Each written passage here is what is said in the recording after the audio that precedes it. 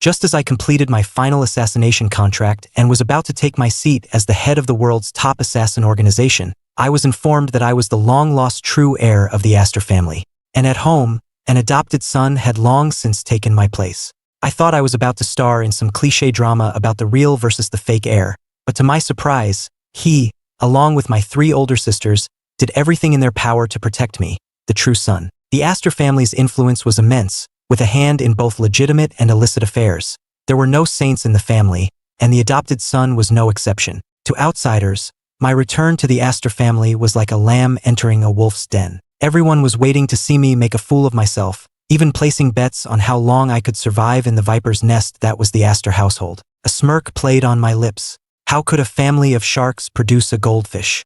I was no accident in the Astor family. Upon returning to the Astor estate, the first thing I saw as I stepped into the grand hall were my biological parents. Our eyes met, and an indescribable, delicate emotion filled the air between us. I didn't speak, I just looked at them. My mother's eyes were the first to redden. She walked towards me step by step, maintaining a careful distance, afraid of startling me. "My sweet boy, Mom has finally waited for you to come home," she said, her voice choked with emotion. My clothes were plain, but they couldn't conceal my striking features. I looked at the beautiful woman before me and called out softly, "Mom!" My voice was meek, tinged with a mix of unease and restraint. Seeing how docile I was, my father quickly came closer as well. A man who rarely showed his emotions, he now wore an expression of eager anticipation. "And me, I'm your father." I remained meek. "Dad." Marcus Astor nodded repeatedly.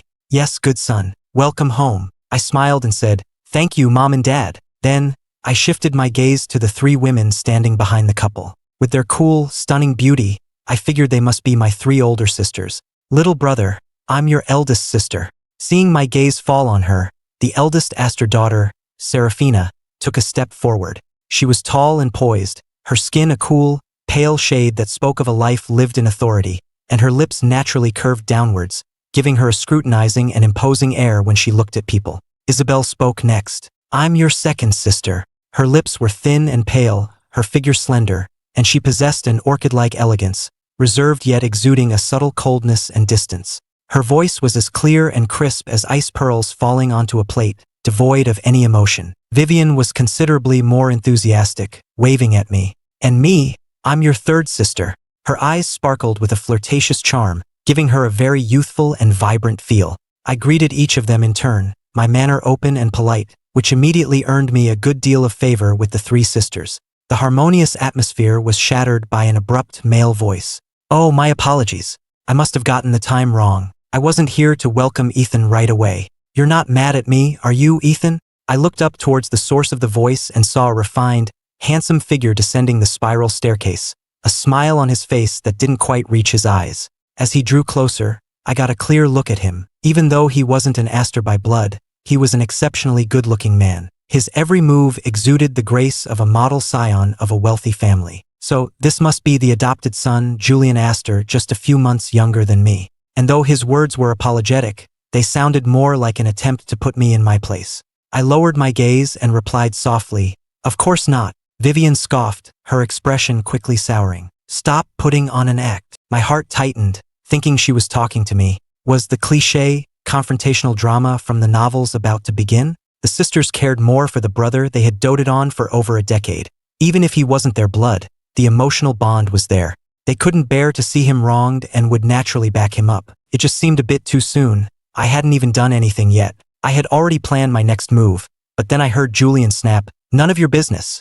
Vivian's tone grew even more impatient. "Who cares about you? Don't be so full of yourself." She was clearly talking to Julian. This was not what I had expected. Did he and his sister not get along? Our mother shot them a reproachful look. "On this wonderful day of Ethan's return, are you two going to cause a scene? Don't scare him." Vivian let out a soft "oh" and composed herself. It was Julian, however, who acted aggrieved. "Mom, he's your precious son, but what about me? You promised you'd treat us equally." Both my mother and father looked exasperated. "Julian, don't be childish." One was the biological son they had wronged for years, the other the adopted son they had meticulously raised. It was impossible to choose.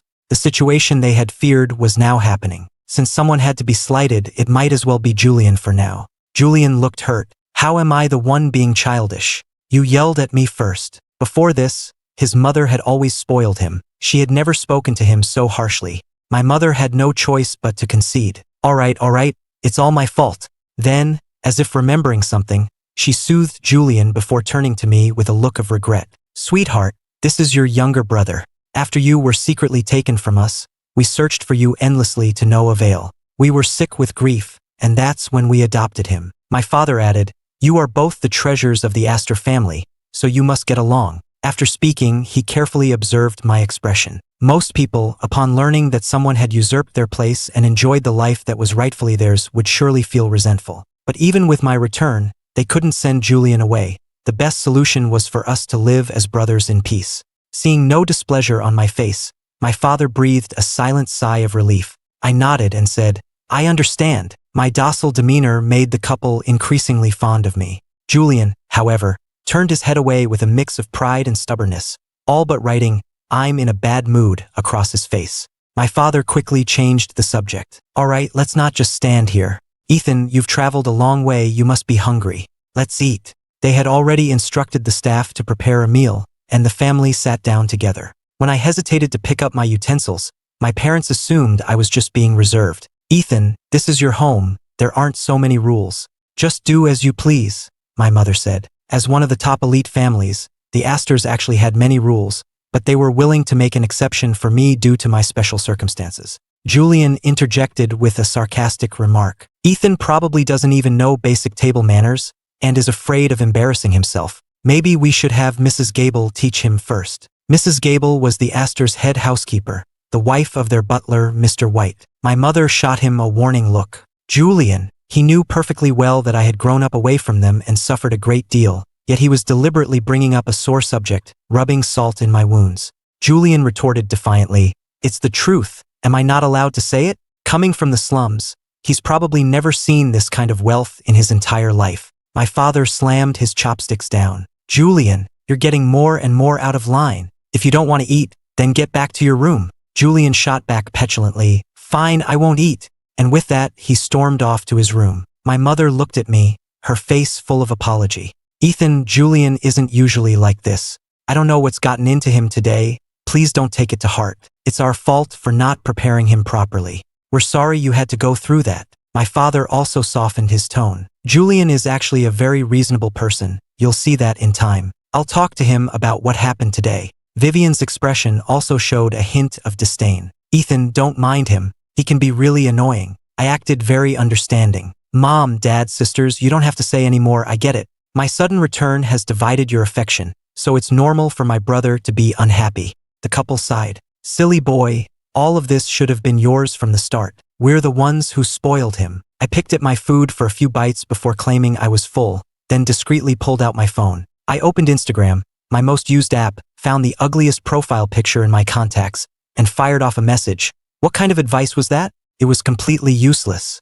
I'm docking your pay. The reply came instantly. No, Chief, that was a hand-picked master guide. How could none of it be useful? Not a single useful word in the whole thing, I typed back, then promptly blocked the account for the time being. When I looked up again, I found my family's eyes were all on me. Vivian asked curiously, little brother, what brand is your phone? I don't think I've ever seen one like it. It's quite unique. I answered truthfully, a friend of mine developed it. It's not on the market yet. They didn't think much of it, assuming it was just some niche device.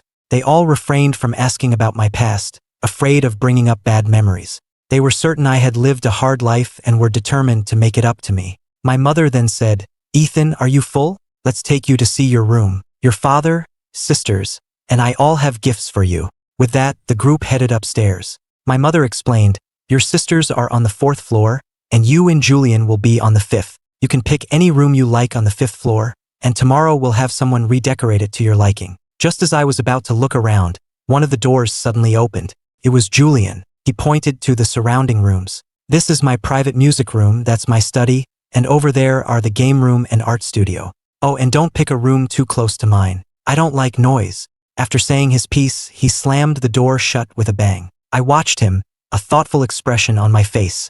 An adopted son acting this arrogant upon the return of the family's true heir? He was clearly very favored. I put on a hurt expression. Mom, Dad, It seems Julian really doesn't like me. Maybe I should just stay in a guest room. My mother grew angry. Absolutely not. Don't mind him. You pick first and we'll deal with him tonight. I did as they said and picked a room at random, pitifully accepting the gifts my parents and sisters had prepared for me, which included 2 credit cards with multi-million-dollar limits. After all, who would complain about having too much money? That evening, my parents did exactly as they had promised and had a serious talk with Julian. Meanwhile, I wandered around the estate, familiarizing myself with the surroundings. Julian poured them each a glass of water, his composure perfect. Mom, Dad, don't worry. He's your biological son, of course I would never hurt him. But in a family, someone has to play the bad cop. Ethan just got back and is feeling insecure. If I give him a hard time while you defend him, won't that just highlight how good you are to him? It will make him rely on you faster. It also gives him a sense of urgency so he doesn't naively think that just because he's back, everything is settled. His personality is too soft to survive in the Astor family. Julian's eyes had grown sharp, dark, and profound, completely shedding the spoiled, willful demeanor he had shown me earlier. As he himself said, he held no malice towards me and had been clear about his position from the very beginning. He had long anticipated the day the true Astor heir would be found. The Astors were different from other wealthy families. Profit was paramount, a truth ingrained in every family member. He wouldn't waste his energy on pointless jealousy, knowing that only by holding real power could he secure his footing in the family. His years of hard work couldn't be usurped by a newcomer like me who knew nothing. His parents had hand-picked him and invested immense effort into his upbringing. They wouldn't give up on him easily. At most, I was just a mascot for the Astor family, no threat to his position. My father and mother exchanged a look and sighed. A personality like his is what's normal, and it's what's most valuable to the Astor family. You've always known your limits, so we won't say any more.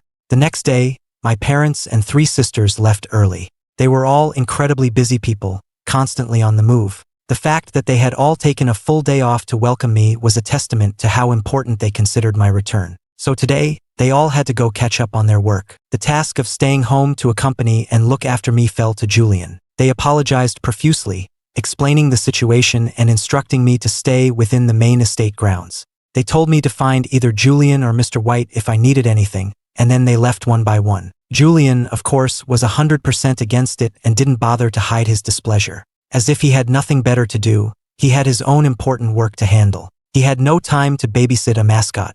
Ethan, you'd best not go anywhere.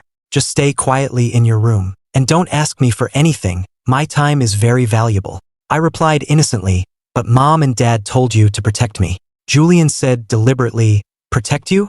How old are you that you still need protection? I nodded with understanding. All right then, I'll just wander around by myself. You don't have to worry about me. Julian snapped. I told you to stay in your room. What are you wandering around for? I retorted. You won't even keep me company.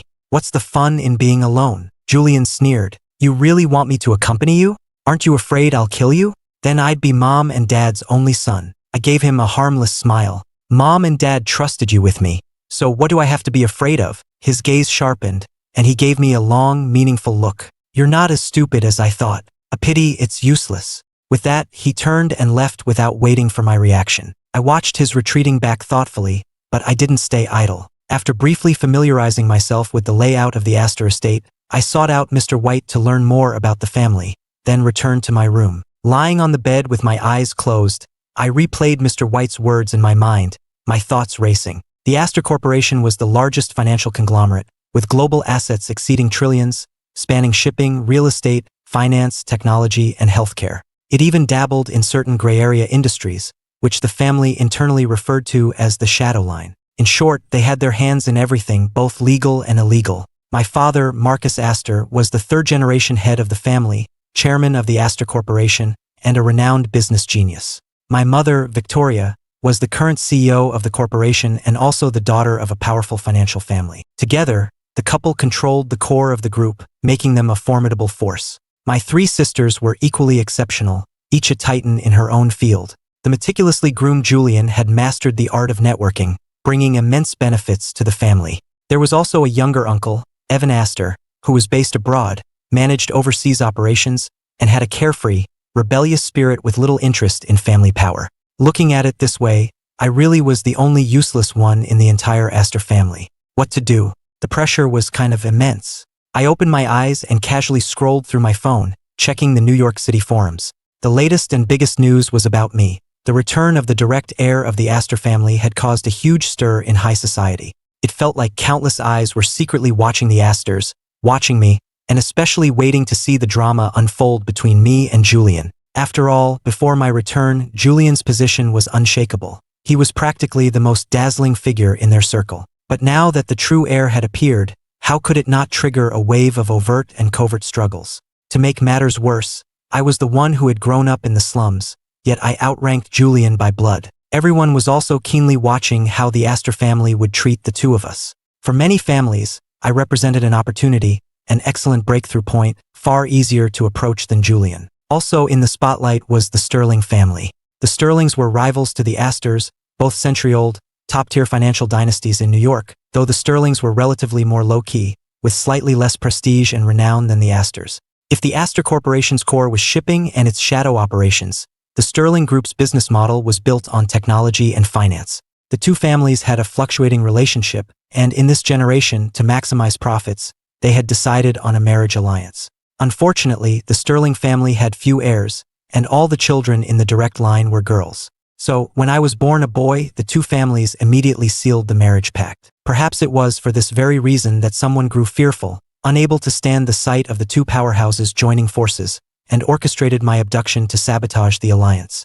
This forced the Astors to find another solution. After a fruitless search for their biological son, they went through a rigorous selection process and adopted Julian. Julian had lived up to their expectations, and over the years, the Sterling family had come to accept him as their future son-in-law. But now, with my sudden appearance, everything had changed. Would the marriage alliance still happen? And who would be the groom? Whatever the outcome, it was bound to cause a massive shift in the balance of power.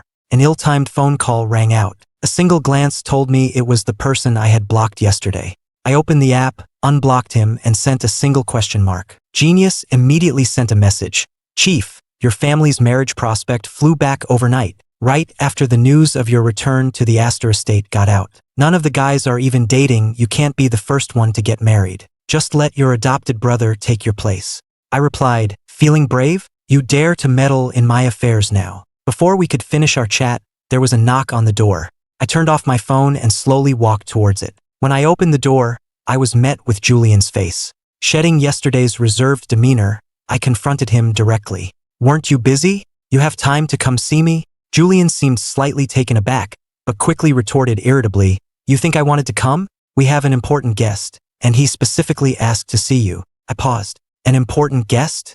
Who is it? Our great-uncle, Silas Astor. He turned and walked away without checking if I was following. I thought I faintly heard him mutter under his breath, damned nuisance, wasting my precious time. Was he cursing me? No, Julian had no intention of dealing with me earlier and was about to go about his business. He had come back specifically for this, so he must have been cursing the guest downstairs. Considering what I knew, Julian's attitude towards our great-uncle wasn't surprising. The fact that he specifically asked to see me meant he was likely up to no good. My interest was suddenly piqued, and I quickened my pace to follow him. When I reached the main hall on the first floor, I immediately saw an old man sitting on the sofa. He looked to be in his 60s or 70s, appearing refined on the surface, but with a murderous glint hidden in his eyes. Julian, who had been so spoiled and hostile in front of me, was now sitting properly across from Silas Astor, even showing a hint of deference, as if he wasn't the one who had just been cursing upstairs. Great uncle, what brings you here today?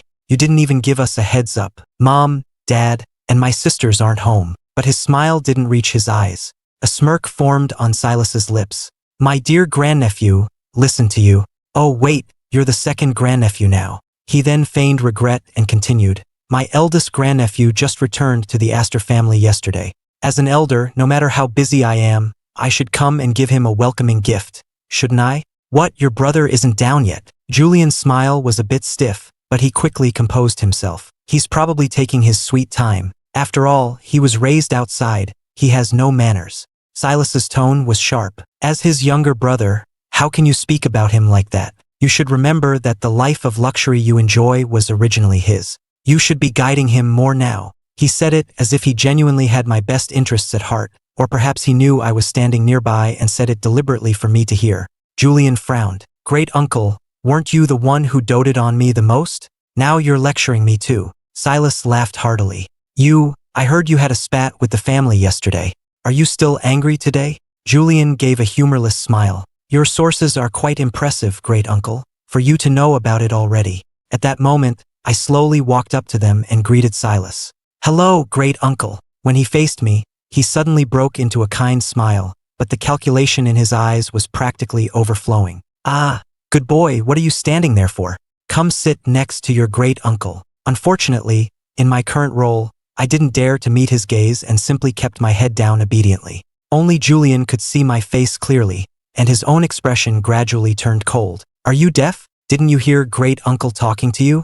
Standing there like a statue. Get out of the way. Silas scolded him disapprovingly. Julian, don't talk to your brother like that. After being snapped at, I quickly moved to sit in the empty spot on the sofa next to Silas as he had suggested. But the next second, I heard Julian speak again. Stop, there's a proper order to things. Great uncle was just being polite telling you to sit there, and you actually dare to? Get over here next to me, now. His bossy demeanor was too much for Silas to bear. All right, there's no need for such formalities in front of me. Ethan, is it? Sit wherever you like. In the end, I still sat down next to Julian. Silas said, I brought you a special gift today to celebrate your homecoming. We're all family now. We should visit each other more often. As Silas finished speaking, the person behind him presented a box to me. I took it carefully. Thank you, great uncle. Julian stared at the box, a slight curve on his lips. Such a big box, it must be very valuable. Aren't you going to open it and see, Ethan? I had just made a move to open it when Silas spoke up. Ah, wait, why don't you take it to your room and open it later? Keep the surprise. Julian's eyes flickered, and he immediately instructed Mrs. Gable, quickly, help the young master take his gift upstairs. Mrs. Gable moved swiftly. Yes, Mr. Julian. The three of them made some more small talk before Silas smiled and said, well, I've seen him and delivered the gift. That's all for today. I have other matters to attend to. He slowly stood up and walked towards the door, but his steps suddenly halted. He turned back, a smile still on his face. Young Ethan, aren't you going to see your great uncle out? Just as I was about to move, Julian stepped forward to Silas's side. Great uncle, he doesn't know the customs. Let me do it, Silas said. It's just that I suddenly remembered I have something else in my trunk, something perfect for him. I wanted him to come with me to get it. Julian also smiled. It's the same if I go get it for him. What, are you afraid I'll steal his gift? Great uncle. Silas had no choice but to say, if that's the case, then let's go. Julian escorted Silas out, and my curiosity got the better of me, so I followed them from a distance. Halfway there, I suddenly sensed something was off, a faint sound from behind me, but I continued walking without showing any reaction. After all, in this house, I was just a naive young master who knew nothing of the world. The sense of lethal danger grew stronger, making even me tense up. I could clearly feel a sharp object hurtling towards the back of my head. In the nick of time, a wooden plank flew in from my right, grazing my back and deflecting the hidden weapon. I turned at the sound and saw a massive wolf dog hybrid rush past me from behind, heading in the same direction where a dark figure seemed to have just darted away. Before I could process it, Mr. White was suddenly standing in front of me with an apologetic expression. My apologies, young master. I was just training Caesar and didn't realize you were here. I almost hurt you by accident. Please forgive me. I was taken aback for a moment. Caesar, is that wolf dog? The name felt surprisingly ordinary for such a beast. Mr. White replied calmly. It's impressive that you weren't afraid of Caesar at all, young master. Any other young master in New York would have been scared to death. Just then, I heard another jarring sound, the piercing scream of a man. I asked curiously, Mr. White, what's that noise over there? I craned my neck to get a better look in that direction. Mr. White subtly blocked my view, his face impassive. It's probably the staff training with Caesar. Can I go watch?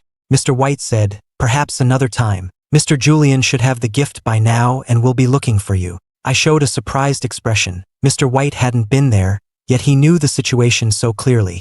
Mr. White's expression stiffened for a second before returning to normal. I heard it from Mrs. Gable. All right, are you coming with me then, Mr. White? Mr. White shook his head. No, young master, I still have to continue training Caesar. I nodded and turned to walk on. Mr. White watched my retreating back and let out a quiet sigh of relief. Then his eyes turned fierce as he walked in the opposite direction. I hadn't gone far before I ran into Julian, who was returning empty-handed. I feigned shock. Julian, where's the gift great uncle said he had for me? You didn't actually keep it for yourself, did you? He couldn't help but roll his eyes. With my status, is there anything I can't have? You think I'd covet something of yours? I held out my hand. So where's my gift? The old coot said he misremembered, that it wasn't in the trunk after all. Made me go for nothing. He was probably just trying to lure me over. That old bastard has a twisted mind. Who knows what he'll pull next? I wasn't annoyed by his sharp tone. That's a real shame, Julian said impatiently. All right, if there's nothing else, go back to your room. Don't wander around outside. Now that the pest was gone, he could get back to his own business. I asked, confused, isn't this our home? Why do you call it outside? Can't I even take a walk? Julian said something cryptic. Not for now. There are still many places in the house that haven't been cleaned out, full of pests and vermin. Mom and Dad didn't care before, but now that you're back, certain things can't be allowed to remain. I nodded as if I half understood. All right then. So I obediently returned to my room, where Mrs. Gable was still waiting by my door. Mrs. Gable, have you been here this whole time? She nodded. Yes, I was waiting for you to return, young master. If she hadn't even gone downstairs, then how did Mr. White, who had been outside the whole time, hear the news? I waved her away. What were you waiting for me for? It's fine. Since the gift is put away, you can go about your own business. I walked into the room and picked up the box from the table, examining it closely. There were signs it had been opened. Inside was a very expensive watch with nothing else out of the ordinary. Perhaps Mrs. Gable had already inspected it. The people in the Astor family were certainly cautious. I put the watch on and admired it for a moment. Who doesn't like valuable things? On his way back, Silas's face was grim, especially after he returned to his villa and his trusted subordinates all knelt before him. None of the 3 plans today had succeeded, and he had lost a few men, giving the main family leverage against him. Silas sat at his desk, and after a long silence he murmured, "We've tipped them off. It will be much harder to make a move on Ethan now." His subordinates remained kneeling, their legs numb, but no one dared to speak. Silas continued, "That brat Julian really continues to impress me, thwarting my plans time and time again. In truth, more than me, Silas wanted to get rid of Julian. When Julian was first brought to the Astor home, he was a naive little kid, easy to control. Silas spent 3 years earning his trust, and the following decade went smoothly. Just when he was about to turn Julian into his puppet and make a move against the family, he was taught a harsh lesson. After years of scheming, he had misjudged someone for the first time. The boy was a wolf in sheep's clothing, and he had been played for a fool. Now, with me, he couldn't afford to make the same mistake." Silas gestured to the men on the floor. "Each of you give me an idea. What should we do next?" Someone timidly asked, "Do we target only Mr. Ethan, or Mr. Julian as well?" Silas replied, "One of the 2 heirs has to fall. Judging by their current relationship, it won't be hard to drive a wedge between them, especially since Ethan isn't as clever as Julian." At dinner, my parents and sisters, who had just returned from work, learned from Julian about the day's events, and their expressions all darkened. The atmosphere at the table became exceptionally tense. "It seems that from now on, we'll have to leave someone with him at all times," my father said. "Today it was that old scoundrel, but who knows what other monsters will try to get close to Ethan in the future. We can't be with him every second." Julian's expression was the most composed. "Just bring some of our people back for close protection. This can't go on forever. He needs to get used to our way of life." The family discussed the matter back and forth. I had taken a nap, so I came down a bit late. I greeted each of them and took my seat. "Mom, Dad, sisters, Julian, sorry I'm late. What are you all talking about?" My mother asked. "Nothing much. Are you getting used to living here?" I deliberately glanced at Julian. "It's great. Julian has been very good to me." Julian just snorted and turned his head, not bothering to look at me. My mother nodded. "That's good. You and Julian are the same age, so it should be easier for you to talk about things. We'll have him guide you in various matters." Julian cut her off, complaining, "Mom, you know how busy I am, and you're giving me more tasks." My mother frowned. "This is what you should be doing. What's wrong with taking care of your older brother?" Vivian chimed in, "Exactly. Making such a fuss over a small thing. Are you even an Astor?" Julian shot back, "What's it to you? You're an Astor too. Why don't you look after him every day?" Vivian threw up her hands. "I'd be happy to, but I'm in the entertainment industry, that cesspool. Ask Mom and Dad if they're willing to let Ethan be exposed to the cameras. Besides, I'm barely home once a month, it's not convenient." Isabel pushed up her glasses. "I spend all my time between the hospital and the research institute. He wouldn't be able to handle it." Serafina added, "Ethan could follow me if he wants, but the workload would be immense and very tiring. The head of the family, my father, made the final decision. Exactly. It's best for Ethan to be with you, Julian. When you have time, gradually introduce him to your circle. Don't let him get bullied. Protect your brother. Understand? Julian reluctantly mumbled, "Oh." The family began to eat.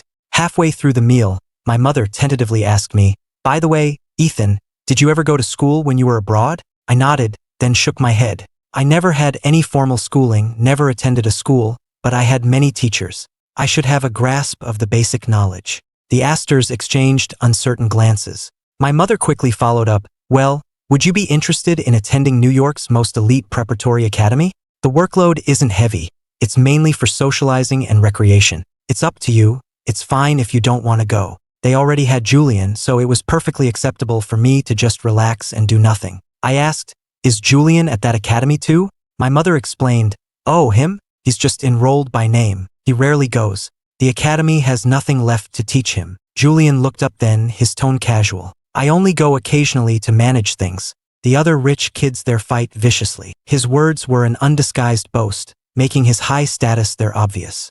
I shook my head. "If Julian doesn't go, then I won't either." Julian glared at me. "What? You just got back, and you're already trying to compete with me?" My mother coughed, steering the conversation to the main point. All right, it's settled then. If Ethan doesn't want to go, he doesn't have to. There's one more thing." I put down my chopsticks.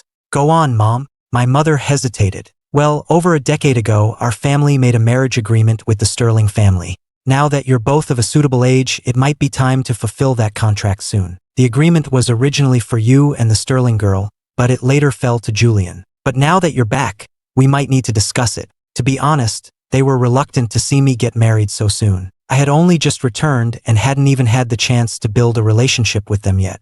I spoke up, "Mom, Dad, you don't need to worry about the marriage contract. It's been Julian's engagement for a long time, and I certainly won't fight him for it. You've raised him as a true Astor heir since he was a child. He's more than qualified, and the Sterling family is very satisfied with him as a future son-in-law. How could I take that from him? I don't know anything. I can't do anything. I'd probably just embarrass the family and would be unfit for the responsibility even if I did marry into the Sterling family." The Astors exchanged another round of hesitant glances. Julian nearly threw his chopsticks down. "What nonsense are you talking? Who's satisfied? This marriage was originally yours. Don't pin it on me." "I don't want it." My parents looked at me awkwardly. "Ethan, don't mind him. That's just how Julian is." I was stunned. Was my analysis wrong? Julian actually didn't want to marry the Sterling princess? Even if the Sterling family was a den of vipers with his personality and skills, he should be able to handle it with ease. What was going on? My mother explained, "Julian has no interest in the Sterling girl, so the marriage alliance might depend on your decision. Of course, if you're really against it, we can try to find a way to call it off." Julian started to act up again. "When I said I didn't want to marry her, you certainly didn't console me like this. And you say you're not playing favorites." I asked tentatively, "Would breaking the engagement have a big impact on the family?" I was actually well aware of the stakes, but I pretended not to know. Julian quickly answered, "Of course, if the marriage alliance is cancelled, and it's the Astor family that breaks the contract, years of cooperation could fall apart. The losses would be immeasurable." I looked at the others. "Is that true?" I saw my parents and sisters all nod in unison. While they didn't want to force Julian into the marriage, the matter was indeed of great importance and couldn't be resolved by a simple whim. I didn't express my own willingness or unwillingness, but instead turned my gaze to Julian. "Why don't you like the Sterling girl, Julian?" He snorted, a proud curve on his lips. "I don't have many special interests, but I am extremely attracted to strength. That girl from the Sterling family, it's not that I'm trying to be harsh, but I genuinely look down on her." The Astors were used to hearing him talk like this. They just hoped he wouldn't be so brazen in public. I raised an eyebrow slightly. "Really? Why do you say that?" Julian laughed. "The head of the Sterling family has 2 daughters. The eldest is Chloe. The elites in our circle show the Sterlings respect by calling her a little princess. But there's no shortage of ridicule and mockery behind her back. And she hasn't disappointed anyone. She's the most notorious heiress in New York, a master of all kinds of trouble, even earning the nickname Satan of the nightclubs for her wild partying. When she was 13, she owned 27 limited edition supercars and would agonize over which one to drive each day. She hired people to turn her garage into a rotating display, but a system malfunction ended up wrecking 7 or 8 of them. Every insurance company in New York blacklisted her. At 14, she found her family's private jet too corporate and hired a street artist to cover it in black and white skulls. This forced the head of the Sterling family to take a commercial first-class flight right before an important meeting. At 15, she was punished by being made to kneel in the ancestral hall, but she set up a row of action figures in front of the ancestral tablets, claiming it was to entertain the ancestors. When her father froze all her accounts, she turned around and sold her family's secrets to a tabloid for pocket money.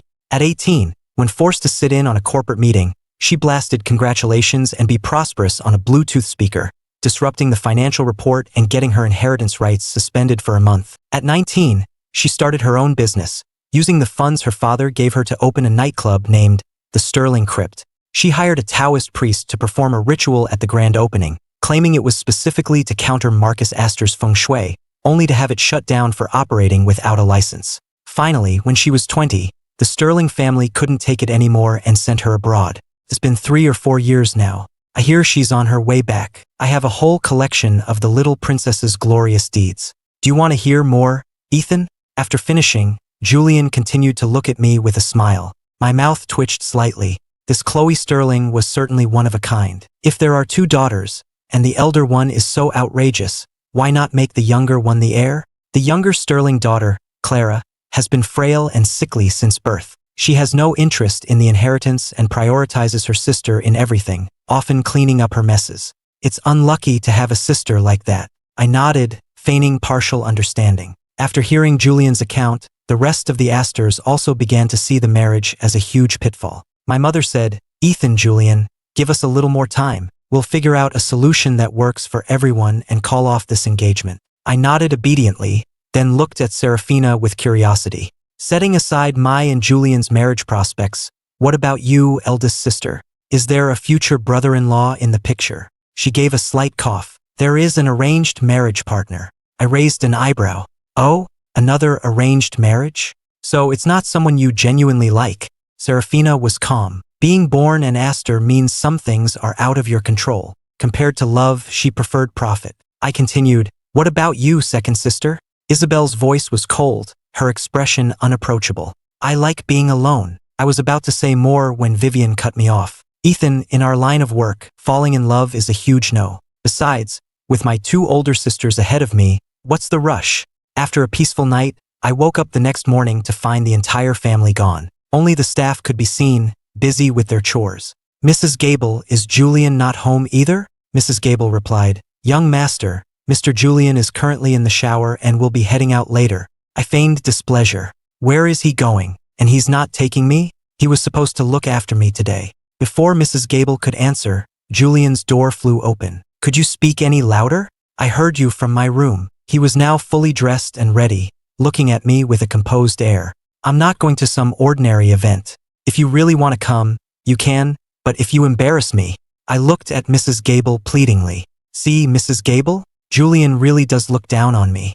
I should just go find Mom, Dad, and my sisters. Julian retorted angrily. Why are you tattling like a little kid? What's with that tone? You make it sound like I'm bullying you. Julian gave his door a light kick. Fine, come on. But don't come crying to me if you get picked on. He threw down the ultimatum and walked out. A faint smile touched my lips as I followed him, making a grand exit. We were flanked by several bodyguard vehicles, a massive entourage that passersby could only watch with distant envy. The procession made its way to the Prism Estate, perched atop a mountain in the northern part of New York City.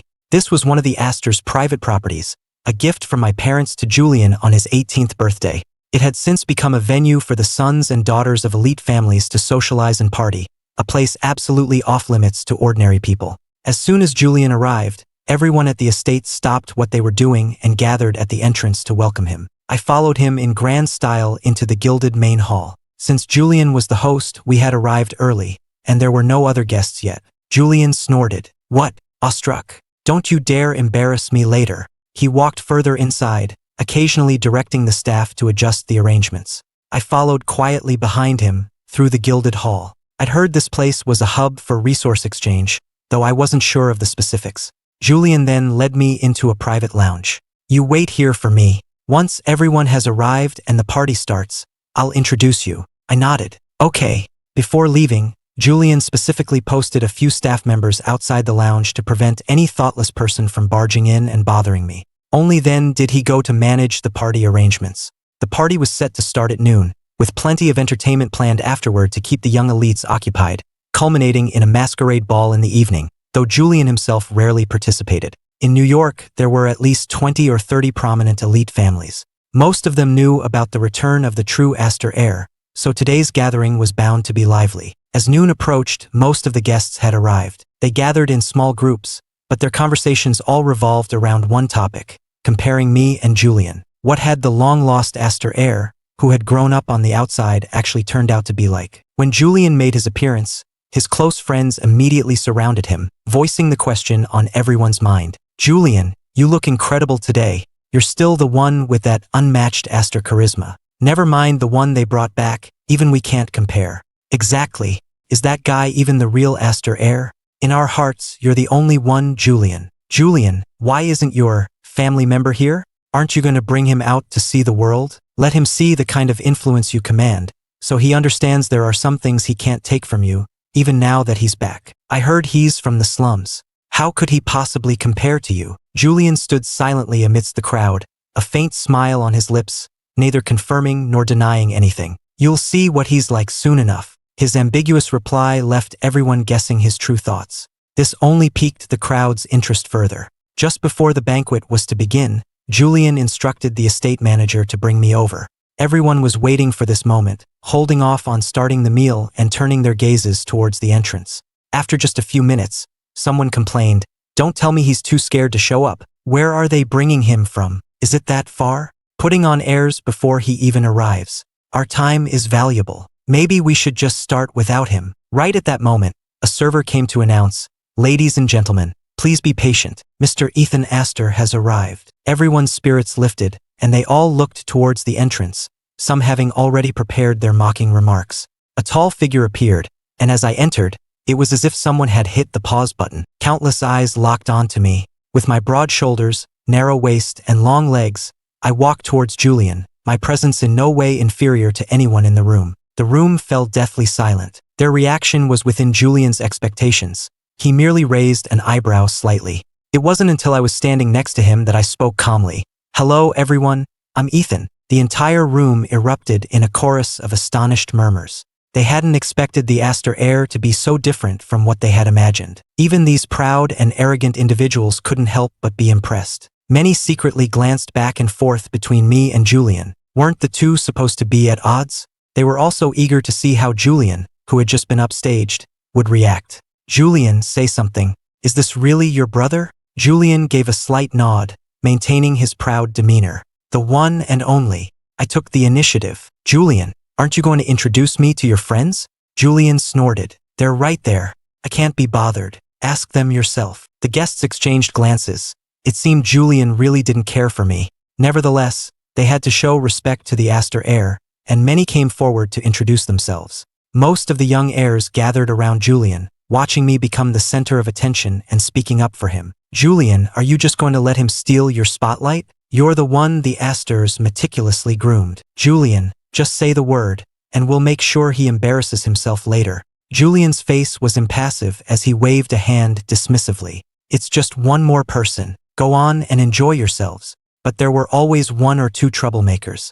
The son of the Coleman family suddenly spoke up. "Oh, my mistake. I should say the second Mr. Astor. Why are you still acting like the host? The prism was a gift from Mr. Astor to his eldest son. Now that the rightful owner is here, shouldn't you step aside?" The Coleman Group held a significant position in New York, and its heir loved to challenge Julian. Now that he had the perfect opportunity, he wasn't going to let it go. Julian himself remained perfectly calm. "If Ethan can handle it, I have no problem handing over the prism." His words were laced with a hint of contempt and mockery, and the crowd couldn't help but chuckle. What did I know? Could I possibly manage it well? Since it's Julian's, I wouldn't dream of taking it from him. Seeing that I didn't take the bait, the young Mr. Coleman had to drop it. I maintained a faint, unconcerned smile, which made him feel like he had just punched a pillow. Julian said, "You all go ahead and have fun." With that, he was the first to leave the main banquet hall for an adjacent parlor, not sparing me a single glance. Many followed him, while the rest remained by my side, trying to pry some information out of me. I also declined the invitations from the other young elites. Excuse me for a moment, then I too headed towards a less crowded area. I avoided the crowd, planning to get something to eat on my own, but after passing through a dimly lit corridor, I ran into a woman. I couldn't help but look at her twice. Her beautiful face seemed sculpted by God himself, with a perfect bone structure. She was unkempt but surprisingly attractive, walking with a swagger that was utterly arrogant. I had a feeling I knew who this was, the infamous New York socialite, no, the little princess. It seemed she was indeed back from abroad. I hadn't seen her in the main hall, and knowing Julian, he certainly wouldn't have invited her, so she must have snuck in on her own. Managing to get into the prism was a feat in itself. I had no desire to get involved with her, so after a brief 2-second pause, I prepared to walk around her. But Chloe suddenly blocked my path, her words completely out of line. Hey handsome, you looked at me twice just now. You have a crush on me, don't you? I was speechless. She was just as the rumors described, a complete waste of such a beautiful face and voice. I don't even know who you are. How could I have a crush on you? I managed to resist the urge to roll my eyes at her. Chloe laughed. Don't deny it, I get it. No one is immune to my ultimate charm. I couldn't be bothered to argue with someone like her, so I simply turned and walked away in the other direction. Chloe shamelessly followed me. Hey, where are you going? We're not done talking. Fortunately, no one else had noticed our little scene. Hey handsome, which family are you from? I've never seen you before. Annoyed by her persistence, I turned and glared at her. And which family are you from? I've never seen you either. Chloe replied, I'm from your family, of course. Have you forgotten? I said coldly, speak properly. Where did you even come from? You weren't here when the banquet started. Chloe feigned helplessness, shrugging as her tone grew serious. All right, I'll come clean. I'm actually a model Mr. Julian hired to drink with the guests. I nearly choked on my own saliva. This woman truly had no regard for her own reputation to say something like that. Besides, Julian hiring models? Wasn't she afraid of getting beaten to death for slandering his name like this? No wonder he looked down on her. Chloe suddenly moved closer to me. What? You don't believe me? If you don't, you can experience it for yourself. I had reached my limit and pushed her away. Get lost. But she dodged it. I was a little surprised, though only for a moment, as I hadn't used much force. Chloe shrugged. What's the deal? Are all handsome guys this aggressive? I seized on the key point. Who else are you talking about? Chloe said, the famous Mr. Julian Astor, of course. He's ferocious.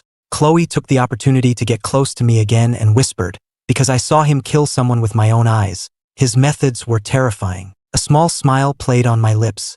Chloe asked, you still don't believe me? Well, I can't help you then. I was too scared to record it. I asked her, if he hired you, why did you agree to come? Aren't you afraid he'll kill you to silence you? Chloe shrugged. I had no choice. He paid too well. I was speechless.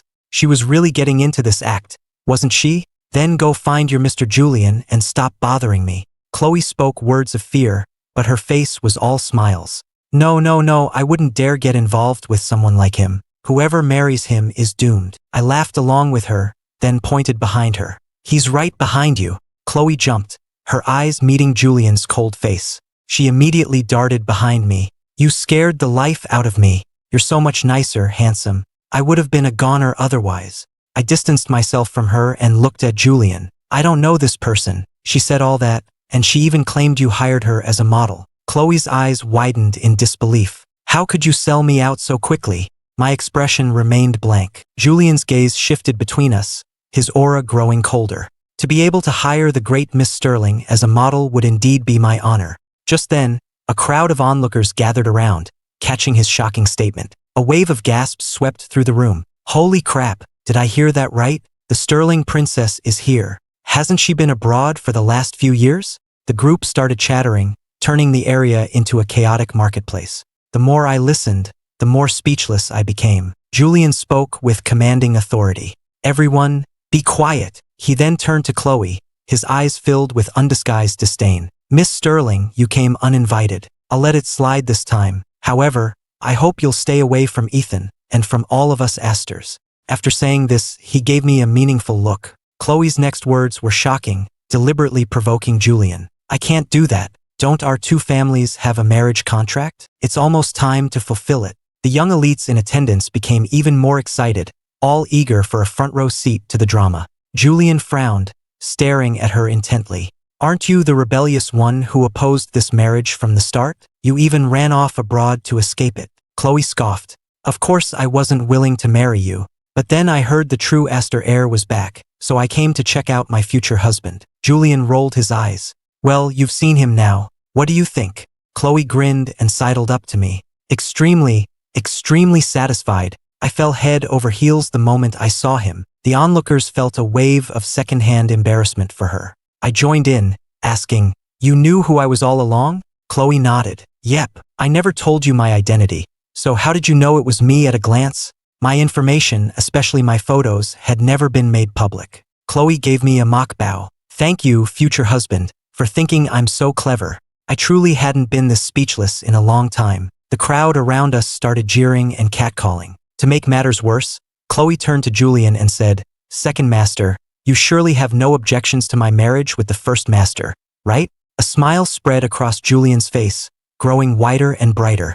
"Of course not." Then his expression changed in an instant. "Guards, throw this woman out." I nodded in agreement from the side. Chloe exclaimed, "Wait, why are you like this?" Before she could finish, she was being hauled out by the prism's security. Another legendary tale was added to the lore of New York's Little Princess. The remaining young elites looked at each other, dumbfounded. Outside the prism's entrance, Chloe's subordinates had been waiting for some time. Seeing their mistress being thrown out, they weren't surprised at all. In fact, one seemed quite pleased, as expected of the young miss after 3 years of studying abroad. This time she managed to stay inside for a full 10 minutes. Chloe walked up and kicked him. "If you don't know how to give a compliment, then don't force it." The awkwardness inside the prism continued. Everyone looked at me and Julian, hesitant to speak. The first master's methods are certainly impressive. He just arrived and has already captured Miss Sterling's heart. Stealing Julian's fiancée, how shameless.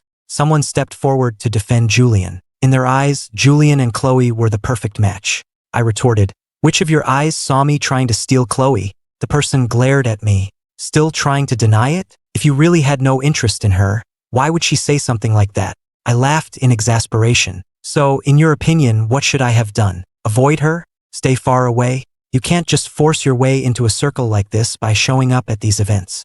I spoke coldly. "If an illegitimate son with no standing like you can get into this circle, why can't I, the proper heir of the Astor family?" My words caused an uproar. The young man who had spoken came from a reasonably powerful family. There had been rumors that his mother was a mistress who had schemed her way to the top, but the stories had been suppressed, and those in the know kept quiet. Now that I had exposed him in public, everyone was watching him become a laughingstock. Another flash of shock crossed Julian's eyes. Before the crowd could recover, I continued, "Julian hasn't even said anything, yet you're so eager to jump in. If you ask me, you're the one who's really after the Sterling princess." The man's face twisted with rage and humiliation, and he began to speak recklessly. "How could the Astor family produce someone like you? Oh right, you came from the slums. You're probably just some bastard. How dare you question my status?" Before the young man could finish, Julian cut him off. Smiling, Julian beckoned him over. "Come here." Thinking his previous remarks had won Julian's favor and that he was about to be praised, he eagerly stepped forward to claim his credit. But the next second, a sharp slap landed squarely on his face. "And who the hell do you think you are?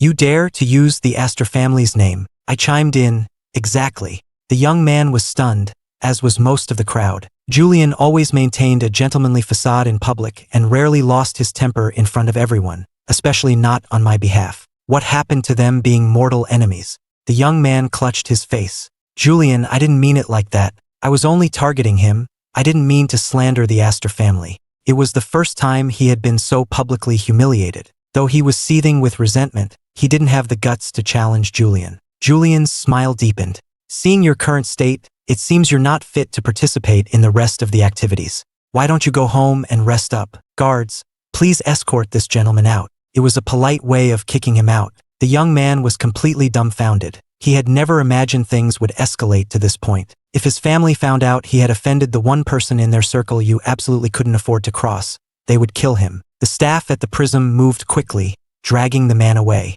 When the crowd turned back, they looked at me standing arrogantly beside Julian, and sighed with a mix of awe and disbelief. The young Mr. Coleman scoffed in displeasure. "It's easy to act tough on your own turf." Then he turned and walked away. Seeing this, the others also laughed and dispersed. leaving Julian and me staring at each other. Julian frowned. "How did you get involved with her?" "I have no idea," I said with a helpless shrug. "I was just walking, and she latched onto me." Julian didn't say much more, just told me to have fun, but don't wander off, and then left. I stood there thinking for a moment, then quietly followed him. As the host, why was Julian heading to a less crowded area? Something fishy might be going on. Within 2 minutes, Julian reached the Misty Garden and dismissed all the nearby staff, instructing them to report any disturbances immediately. I maintained a safe distance, following not too close and not too far, ensuring at least Julian himself didn't notice me. Half a minute later, a surprising person appeared before Julian, and the two began to talk. To overhear their conversation, I moved a few steps closer, hiding behind a large pillar about 10 meters away. With my sharp hearing, I could hear them perfectly from this distance. Julian asked, "Have you sorted through what they brought?" Mr. White handed him a few files. "It's all here." The only useful items were provided by the young masters of the Olson and Miller families. They can be included in our dealings. I wondered, when were these items provided? Did everyone have to offer something when they passed through that dim corridor upon entering? So these gatherings of the young elites weren't just for entertainment? Julian glanced through the files, his eyes cold. "The 4 I had you watch last time still haven't shown any sincerity. Go pressure them again. This is their last chance, otherwise they go straight into the Black Ledger." I had heard of this. The Black Ledger was said to be the Astor family's collection of dirt on people who posed a threat or evidence of collusion between politicians and businesses.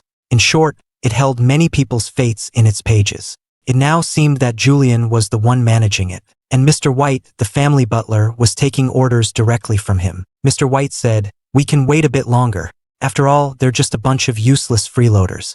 "How can they compare to your efficiency, Mr. Julian?" Julian smirked non-committally. "Oh, by the way, have you told Ethan about the backgrounds of the guests here today?" "Only about the Sterling family." Julian's eyes narrowed. "That's strange. He's new here and has only been in contact with us Astors. Where else would he get his information? Perhaps we've all underestimated the young master. He might not be as simple as he appears. At the very least, his composure is extraordinary." This was Mr. White's honest opinion. His intuition about people was usually spot on. My past was still a complete blank. They hadn't found a single piece of useful information, which was what puzzled Julian the most. Mr. White hesitated before suggesting, "Why don't we just ask the young master directly?" Julian replied, "He just returned to the Astor family. He might not trust us yet. Besides, Mom, Dad, and the sisters are mainly afraid of bringing up bad memories for him. Let's put his matter aside for now." From the shadows, I raised an eyebrow. They wanted to investigate me? I looked forward to the day they discovered the truth, to see just how many cards my family was still holding. Julian continued, "This bit of information is not nearly enough. Mr. White, you keep your people posted. If they don't cough up something more today, they won't be leaving the prism's gates. As for the 2 who were kicked out early, consider them lucky." Seeing their conversation was about to end, I slipped away first, only to be immediately surrounded by a crowd of people, all chattering and asking questions about me, trying to gauge my family's attitude towards me. When Julian came over, this was the scene he saw. Our eyes met, he snorted again, and turned away to amuse himself elsewhere. But in a corner hidden from view, he was talking to the Prism's manager about something. The manager asked, "Is the masquerade ball still on for tonight? With the young master here, the crowd is large and unpredictable. We can't guarantee his safety at all times. And with Miss Sterling." Before the manager could finish, Julian cut him off. "If I can't even protect him on my own turf, then I have no business being in New York." The manager immediately replied, "Understood." Meanwhile, in a spot Julian couldn't see, a group of rich kids were trying to get me to play games with them. Convinced I was unsophisticated, they were plotting to make me look foolish. But they never succeeded. I always had a reason or a way to refuse, and in the end, they were the ones who made fools of themselves. The commotion finally drew Julian over. He frowned, a rare second time. I instantly moved to his side. "Julian, you're finally here. They were picking on me because I don't know anything, and we didn't even get to finish a single game." I was blatantly turning the tables on them. The group was speechless. Julian glanced at me, then turned his gaze to the others. "If you don't want to play, then let's not play at all. Go to the main banquet hall and have a seat. I have something to discuss with you all." Julian didn't include me in what followed, sending me off to wait elsewhere. It wasn't until the masquerade ball that evening that I saw a certain someone again. I casually picked up a mask. When the ball began, everyone started moving, slowly making their way to the dance floor with the music. I was just dancing casually, my eyes wandering, when someone came right up to me, placed her hand in mine, and started dancing with me. I asked, "How did the little princess sneak in again?" Chloe answered with a question of her own. "I haven't even said a word, and you already recognize me? Still say you don't have a crush on me? What kind of family could possibly raise someone with such a thick skin? If it weren't for the setting, I really would have given her a piece of my mind." A smirk played on Chloe's lips. I didn't realize my future husband was so talented, so graceful on the dance floor. I knew all those rumors were just lies. Her eyes never left me. I raised an eyebrow. Is that so? Maybe they weren't lies. Maybe they were true. The moment the words left my mouth, I stepped on her foot. Chloe gasped, then quickly made an excuse for me. "Everyone makes mistakes." A smile touched my lips as well. "Isn't it normal to make a mistake?" A sense of foreboding washed over Chloe, and the next second, I stepped on her foot again, hard. "You mentioned earlier that you saw Julian kill someone. What was that about? Tell me." Chloe's eyes darted away. I was scared out of my wits. "I can't remember clearly," and I stepped on her foot again. Chloe finally gave in. All right, young master. Let me try to remember." As we continued our push and pull, neither of us knew that just off the dance floor, Julian was silently watching us. The ball ended surprisingly smoothly. Perhaps because I provided cover, she managed to go undetected for once. For the first time, she wasn't thrown out, but left in style with the main crowd. Julian and I also returned to the Astor estate. My parents and the 3 Astor sisters were all sitting on the sofa, as if they had been deliberately waiting for us. "Ethan and Julian are back. Did you have a good time today?" Of course, the question was mainly directed at me. I smiled and nodded. "It was very interesting." They nodded in satisfaction and gestured for me to sit with them. As we talked, the conversation eventually turned to my past. Unable to find any information, they finally gave in to their curiosity and concern and asked me directly. I just smiled faintly and answered vaguely, "Why don't we wait for a better time to talk about it slowly? I'm afraid if I tell you everything at once, you won't be able to handle it." The hall fell into a dead silence. In the few seconds after I spoke, the Astors had already imagined 1,000 tragic scenarios I might have endured in the slums. They felt a warmth in their hearts. After so many years of suffering, I held no resentment towards them. Instead, I was considerate of their feelings, worried they wouldn't be able to bear the guilt and worry. What a good boy! They were all deeply moved, and after a few more words of concern, they sent me to my room to rest. Then, they turned to Julian to reconfirm my account of the day's party. He spoke with a hint of sarcasm. "Ethan still isn't being completely honest with you." The others immediately sat up straight. Julian said, "Ethan and that girl from the Sterling family seem to be getting along quite well.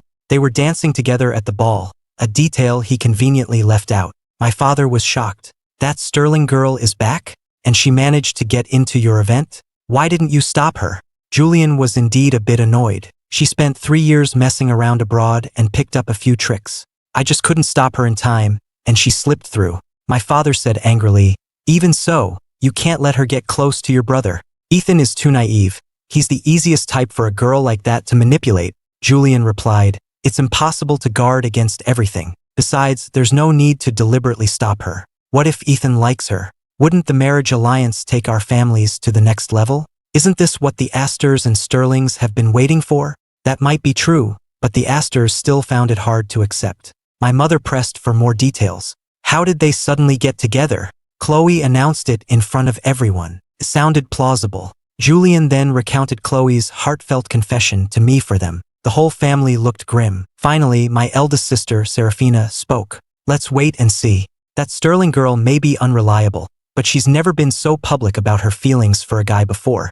Maybe she's actually serious this time." My mother nodded. "You're right, we'll have to observe her. Even if she is the future heir of the Sterling family. Vivian, when you have time, try to sound her out." Vivian pouted. "Why me? I'm busy too." She really didn't want to deal with Chloe. The head of the family made the final call. "When it comes to socializing and having fun, you're better at it than your older sister, aren't you?"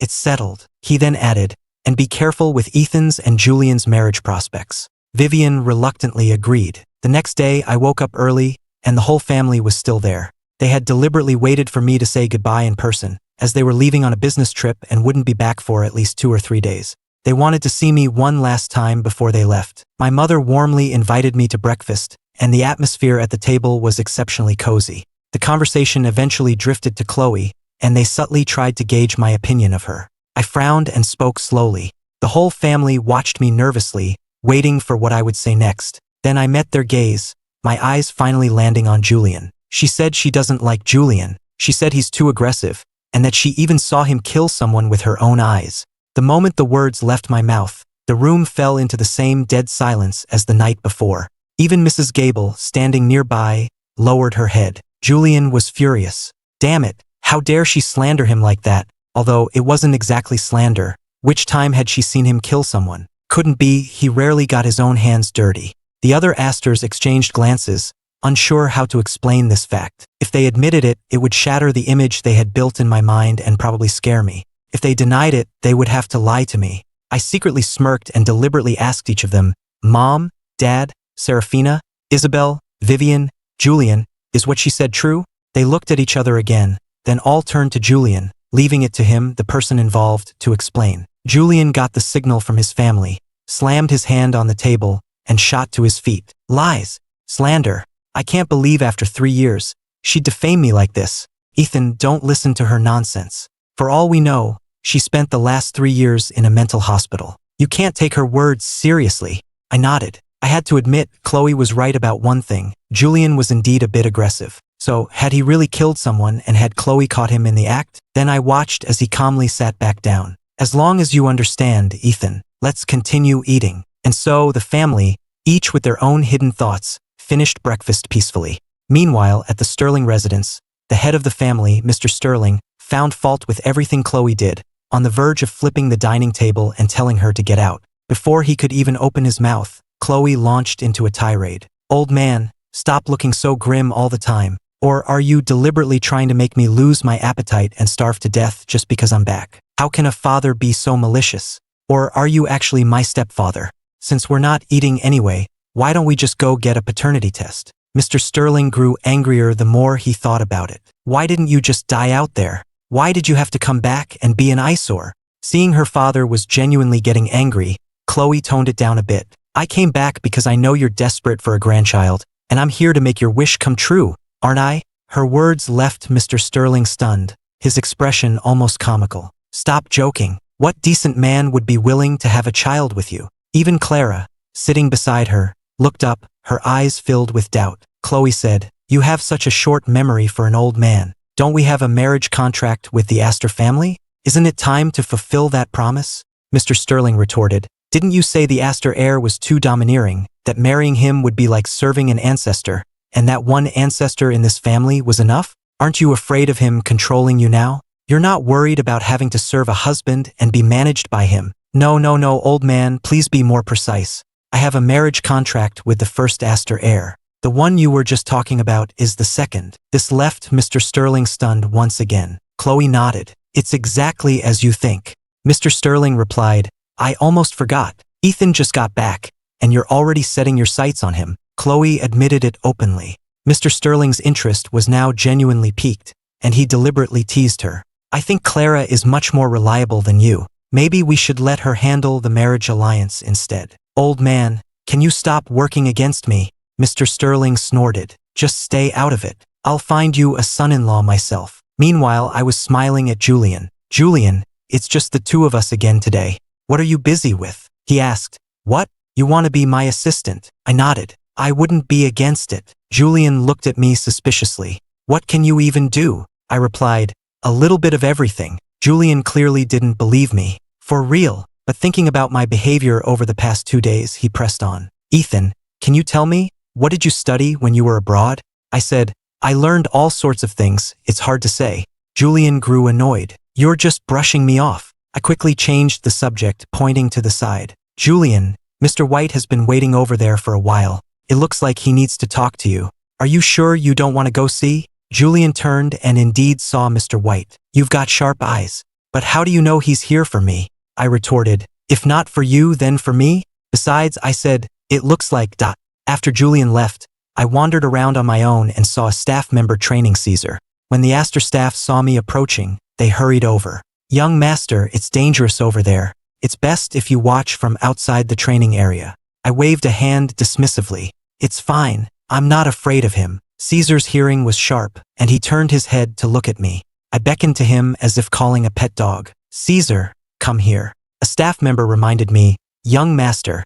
Caesar usually only listens to Mr. White's commands. But before he could finish, Caesar took off, sprinting towards me. He looked quite fierce, as if venting his frustration at being challenged. The few staff members present were terrified. They knew Caesar was highly intelligent and aggressive, and they were afraid he would hurt me, but it was too late to intervene. Just as Caesar was about to pounce, their hearts were in their throats. Young master, get out of the way. I took a step back, then raised my leg and brought it down hard on his head, pinning him to the ground with one swift motion. I then lifted him by the scruff of his neck. You're a feisty one, aren't you? The staff members were stunned. He was subdued just like that? One of them, still worried, said, young master, maybe you should let us take him. He has a bad temper. I smiled. What a coincidence.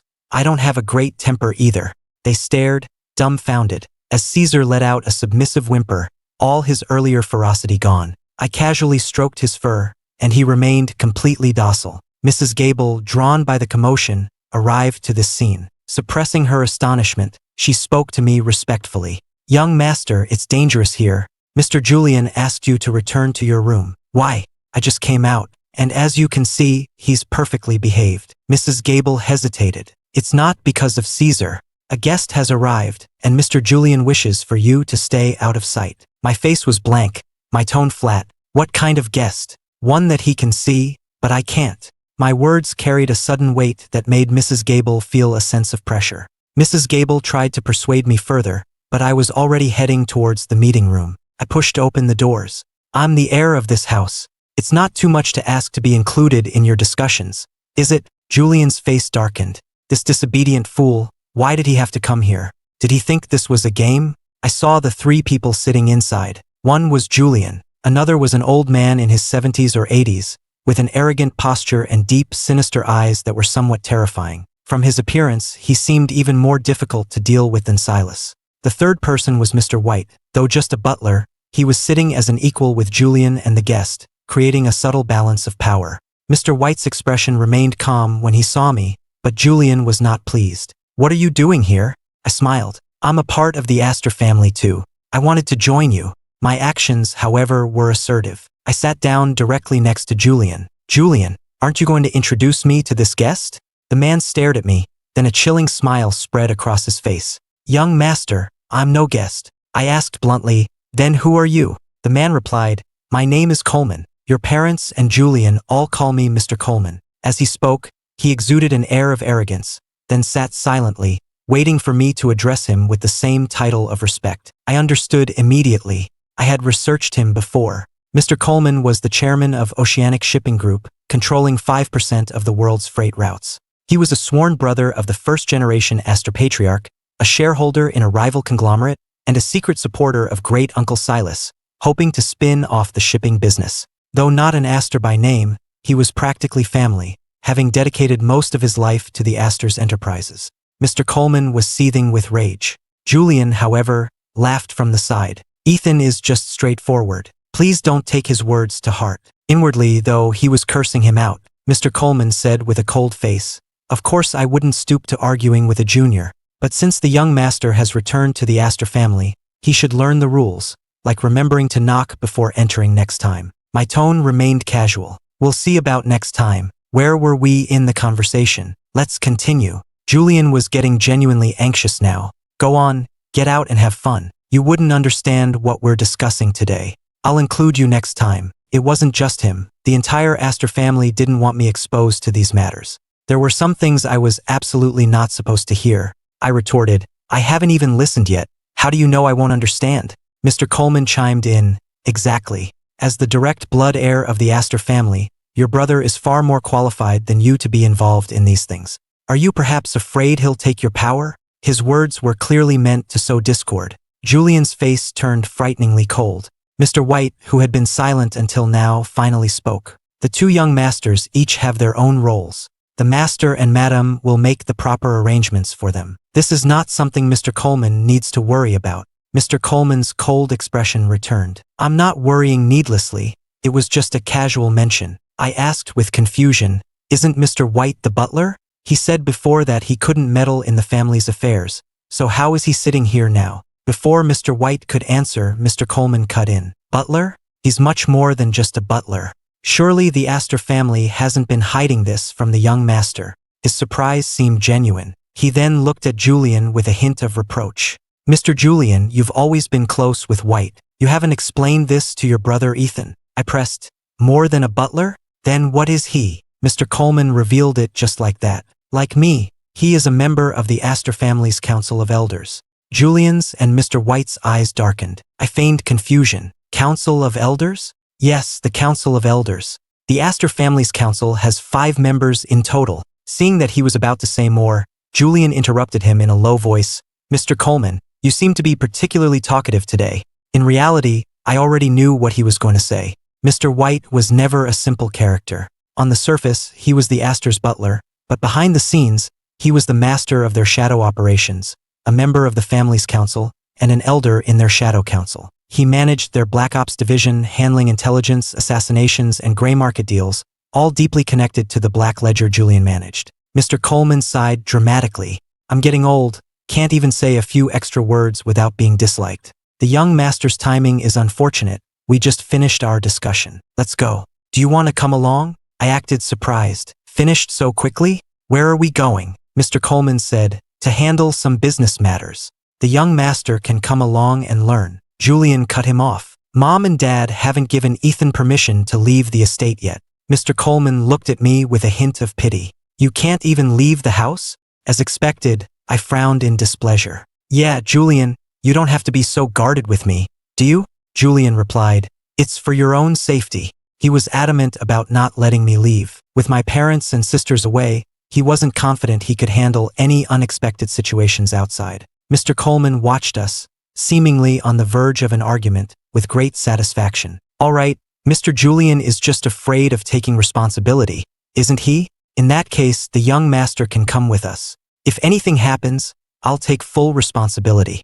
Although Julian was unhappy, he felt a slight sense of relief. You said it yourself. After all, if Mr. Coleman was willing to make such a promise, he probably wasn't planning to make a move on me just yet. As for why he was luring me out, that remained to be seen. Mr. Coleman said in a low voice, I said it. Are you at ease now? Julian nodded, then gave Mr. White a subtle look, signaling him to have more men follow them secretly. And with that, the group left in a grand procession. We rode in the car Mr. Coleman had brought, and even the driver was one of his trusted men. As the car drove further and further, Julian began to sense that something was wrong. Mr. Coleman, this isn't the way to the office. It looks more like the place the Astor family uses to deal with traitors.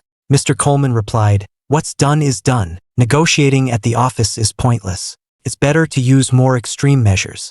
Don't you agree? Julian frowned, displeased. It seems you've already made your move, Mr. Coleman. Why bother consulting us then? Mr. Coleman's tone was flat, but there was a hint of gloating in it. Just going through the motions. A sense of participation is important, especially for the newly returned young master, isn't it? Julian's frown deepened. Ethan just got back, and you're taking him to a bloody place like this? Mr. Coleman turned his gaze to me. He'll have to see it sooner or later. This is just to help him adapt early. What do you think, young master?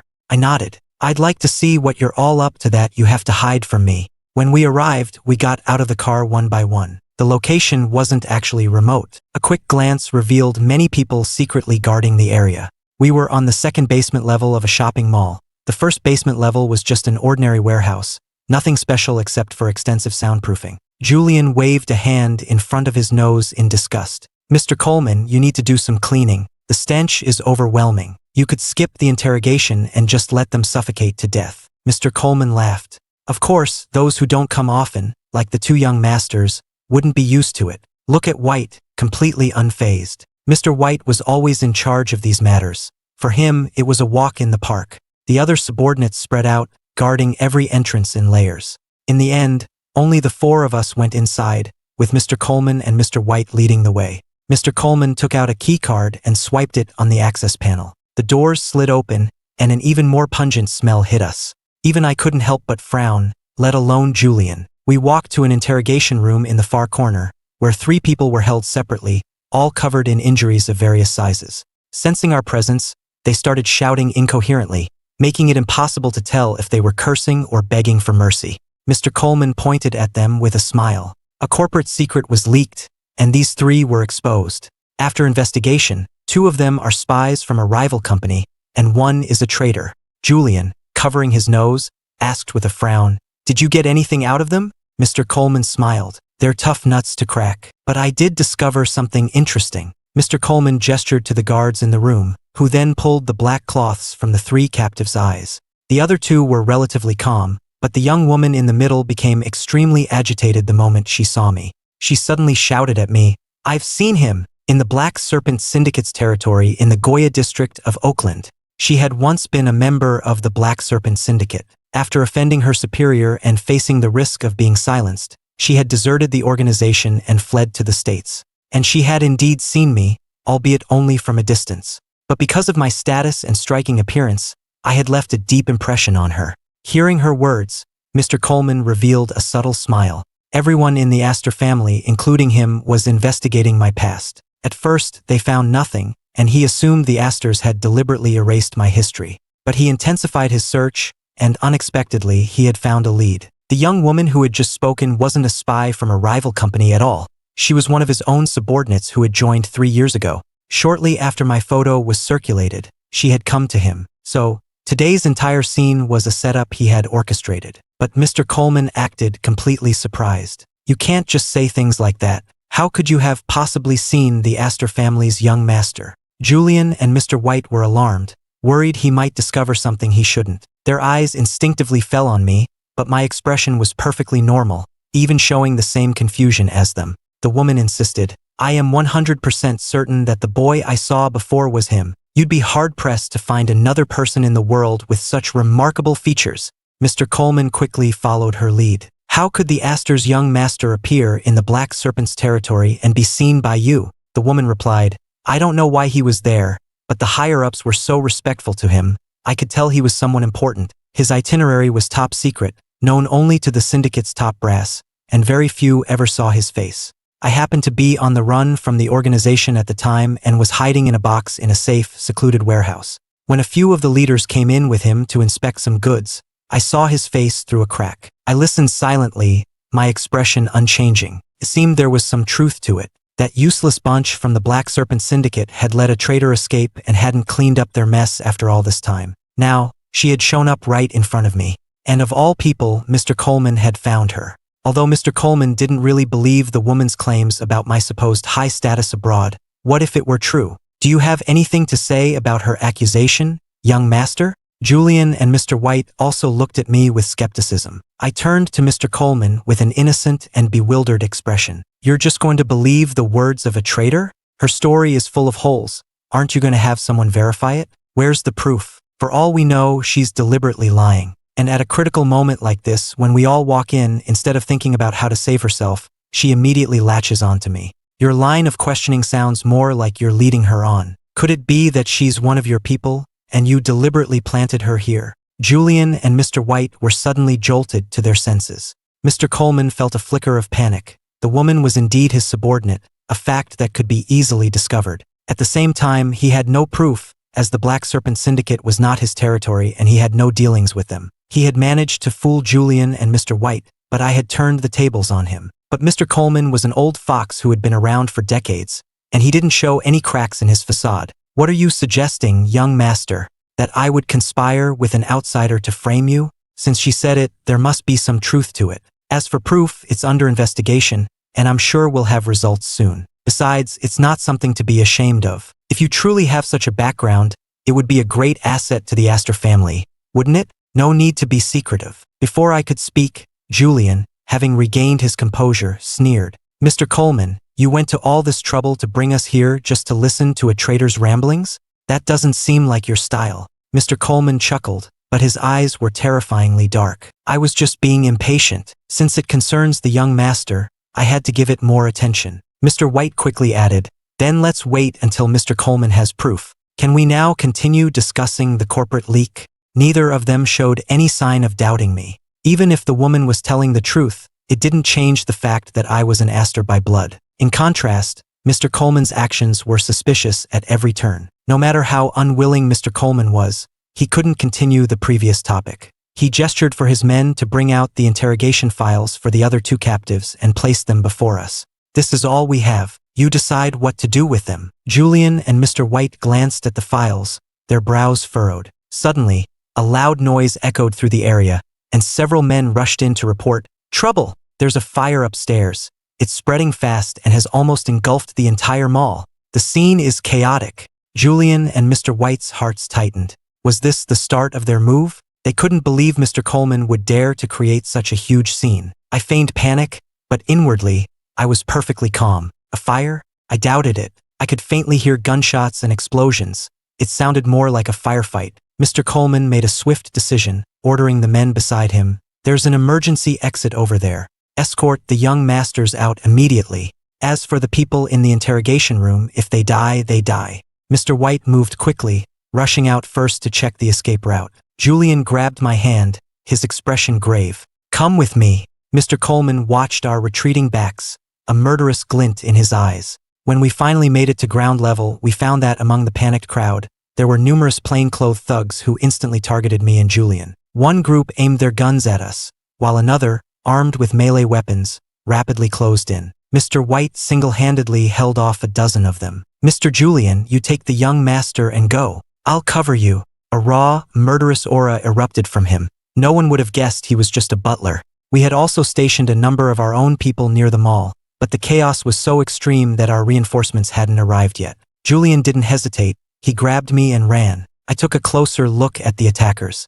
They didn't look like they were trained by the Astor family or Mr. Coleman. Was it a coincidence? Or had he colluded with another faction? As I was thinking, I suddenly detected a sniper nearby, the rifle clearly aimed at me. I wasn't too concerned, however, as my success rate for dodging bullets was still at 100%. An ordinary person couldn't hurt me, but a few seconds later, Julian, who had been pulling me along in front, suddenly turned and threw himself at me. I had no time to react further. I heard the sound of a bullet sinking into flesh, and blood began to seep from Julian's left shoulder, but he didn't make a sound. I was stunned for a moment. I hadn't expected Julian to be so sharp, to unhesitatingly shield me with his own body after sensing the shot. He really was all bark and no bite. This time I owed him. Julian didn't even have time to register the pain. He immediately got to his feet, pulling me up with his right hand. "Don't just stand there. Let's go." The sniper, seeing the missed shot and Julian's approaching reinforcements, quickly retreated. Just then, Mr. White caught up to us. "Mr. Julian, are you all right?" Julian replied, "I'm fine. It's just a scratch." Julian scanned the area and saw that as the crowd dispersed, the disguised thugs had also vanished. A cold smirk appeared on his lips. They run fast, but they had good reason to run. Mr. White's men had already surrounded the area and were beginning to sweep the scene for any stragglers. Julian ordered, "Mr. White, take them alive." At that moment, Mr. Coleman was theatrically directing the scene. Seeing Julian was injured, he rushed over with feigned concern and had his men bring over a few captured individuals, one of whom was the bound sniper who had shot Julian. The moment he had turned after firing the shot, he had been captured by Mr. Coleman's men. Julian's gaze was deep. "You're fast, Mr. Coleman. You caught him already." Mr. Coleman said, "This is my territory after all. I can't let Mr. Julian get injured without providing an explanation. It's just a pity they only managed to wound him. A bunch of useless fools." Julian was about to signal Mr. White to take the men away, but Mr. Coleman turned and shot them all dead, his movements too fast to stop. How dare they attack the 2 young masters of the Astor family? Death is too good for them. I won't let a single one of the troublemakers get away. "Mr. Julian, are you satisfied with this explanation?" Julian's face was cold. Even though he was furious, there was nothing he could do at the moment. He had no proof, and even if he knew Mr. Coleman was silencing witnesses, what could he say? At least I was unharmed. The Astor's mall suffered huge losses. That's a failure of your oversight. Whether I'm satisfied or not isn't for me to say. Save your explanations for my parents. With that, Julian led me away, with Mr. White and the others following close behind. Mr. Coleman watched our retreating backs, his eyes growing even more sinister. His trusted subordinate leaned in. "Boss, we just killed our allies' men like that? It's going to be hard to explain to them," Mr. Coleman said angrily. "A bunch of incompetent fools. If they're dead, they're dead. What, was I supposed to worship them like ancestors? Besides, Mr. Julian is right. After the mess we made today, it will be hard to explain to the main family. A fallout is inevitable." At least today wasn't a total loss. That fool Silas misjudged again. Driving a wedge between those two brothers is not going to be easy. He was also genuinely surprised that someone as proud as Julian would willingly protect me. At the Azure Dragon's stronghold in Germany, the gang's leader's eyes were red with fury. "What did you say? None of our men came back?" The man kneeling on the floor stammered, "Yes, the operation failed. Plus, the target had protection." The leader of the Azure Dragons was livid. His subordinate stammered, "It was that Coleman guy. He said our men were useless, that it didn't matter if they lived or died. A few of them could have retreated, but he captured them and killed them right in front of the target." The gang leader slammed his fist on the table. "This is outrageous. He used our brothers as a sacrifice to clear his own name. What a piece of work. That Coleman and the Astors. Get all the evidence of our dealings with that bastard together. Sooner or later, I'm going to make him pay." Upon learning of the ordeal Julian and I had been through, the Astor family dropped everything and rushed back. When they walked in, they saw Mr. White waiting to be reprimanded, Julian sitting on the sofa with his wound already bandaged, and me with a face full of worry. Julian couldn't stand seeing me like that and started scolding me in front of our parents and sisters. "What's with that expression? I'm not dead, am I?" This only made me feel more guilty. My parents were heartbroken. "All right, Julian, your brother is just worried about you. Don't be so harsh on him," I said in a low voice. "It's all my fault. I'm the reason Julian got hurt. I'm responsible for this." My mother comforted me. "Silly boy, what does this have to do with you? Julian saved you because he cares about you." Julian said impatiently, "Who cares about him? I was just afraid that if he died, those two old scoundrels would get what they wanted." My mother glared at him. "Julian, is that how you talk to your brother?" The couple's gaze then turned back to me. "Ethan, you must have been terrified. Do you want to go to your room and rest? We'll look after Julian." I nodded obediently. I knew that next, the family would discuss their countermeasures and prepare to settle scores. My presence might hinder their planning. The first thing I did after returning to my room was make a phone call. I need a full background check on Silas Astor and Mr. Coleman, especially their gray area businesses. The more detailed, the better. I want all their leverage. Also, start infiltrating our people into the country. Be subtle. The Astors are very vigilant. Although the Astor family was powerful enough to cover the sky in New York, there were always blind spots. I could lend a hand when needed. By the time the family finished their discussion, it was already evening. Mr. White sat next to Julian, and seeing no one else around, he lowered his voice and asked, "Mr. Julian, why did you risk your life to protect the young master? You know, a slight misstep and you could have been killed." Even though I was the legitimate Astor heir, he had followed Julian for years, and his loyalty naturally lay with him. Julian said, "I was the one who took him out. Even though I informed Mom and Dad, I'm still responsible. If one of us had to be hurt or killed, they would probably prefer it to be me." Julian knew very well why the Astor family had raised him. For them, it was always business over sentiment, but he didn't mind. They had given him more than enough. In just over a decade, he had built his own power base and network. And this time, his parents were very pleased, and he had gotten what he wanted. What was a small injury? It wasn't like it would last a lifetime. Julian said, "I will be the Astor family's sharpest blade." Mr. White wanted to say more, but Julian cut him off. "Enough, there's no point in discussing this. What's important now is how to root out all the spies those two old bastards have planted around us." Mr. White nodded, then scrolled through his phone and showed it to Julian. "Sir, I had my people suppress all the news, but it still got out. It was probably Mr. Coleman's doing." Julian mused. "So all the other families have heard the news? That's perfect. It gives me an excuse to rest for a few days and avoid socializing. Decline all invitations for me. If they try to visit under the guise of checking on me, don't let anyone in unless they're close." My mother sat down next to me. "Ethan, there's something else we need to discuss with you. You've been back for a while now. It's time for you to be formally recognized by the family. What are your thoughts on the recognition ceremony?" I thought for a moment and said, "If we can skip the ceremony, let's. I prefer to keep a low profile for now. I don't want my face all over the media." My mother frowned, concerned. "Skip it? Wouldn't that be unfair to you?"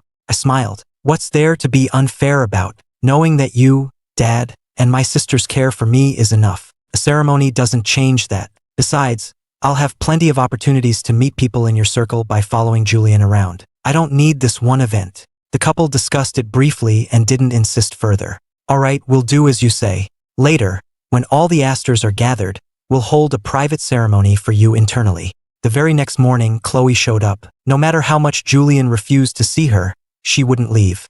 Julian was exasperated. "Help me up. I want to see what she's up to." He then deliberately stalled for half an hour before letting Mrs. Gable help him slowly down the stairs. Chloe had been waiting for a long time. Julian asked irritably, "Miss Sterling, to what do I owe the honor of your personal visit?" Chloe pushed a gift towards him. "I brought you something good, of course.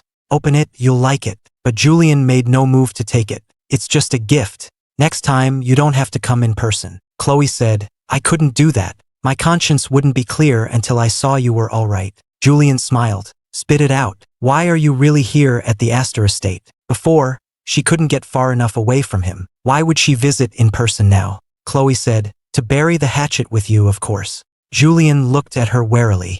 "Bury the hatchet? And then what?" Chloe asked. "And then, is your older brother home?" Julian's expression was one of "I knew it." "He's not." "Mrs. Gable, show her out." Chloe was once again honorably escorted out. After getting rid of her, Julian leisurely opened the gift, only to find it was an empty box, all for show. Chloe hadn't even bothered to stuff it with some foam to make it look full. He stared at it for a long time before noticing a few pieces of paper at the bottom. He took them out and examined them closely, realizing it was evidence of Mr. Coleman's collusion with the Azure Dragons. She had managed to find this before the Astor family? He didn't have time to think too much about it. He would accept this favor. His eyes hardened, and his expression suddenly became serious. At that moment, Silas watched Mr. Coleman, who had come running for refuge, with a sarcastic smile. "So you come running to me now that things have gone south? Who would have thought the Azure Dragons were a bunch of incompetents? They claim to be sharpshooters," Mr. Coleman said, feeling humiliated just thinking about it.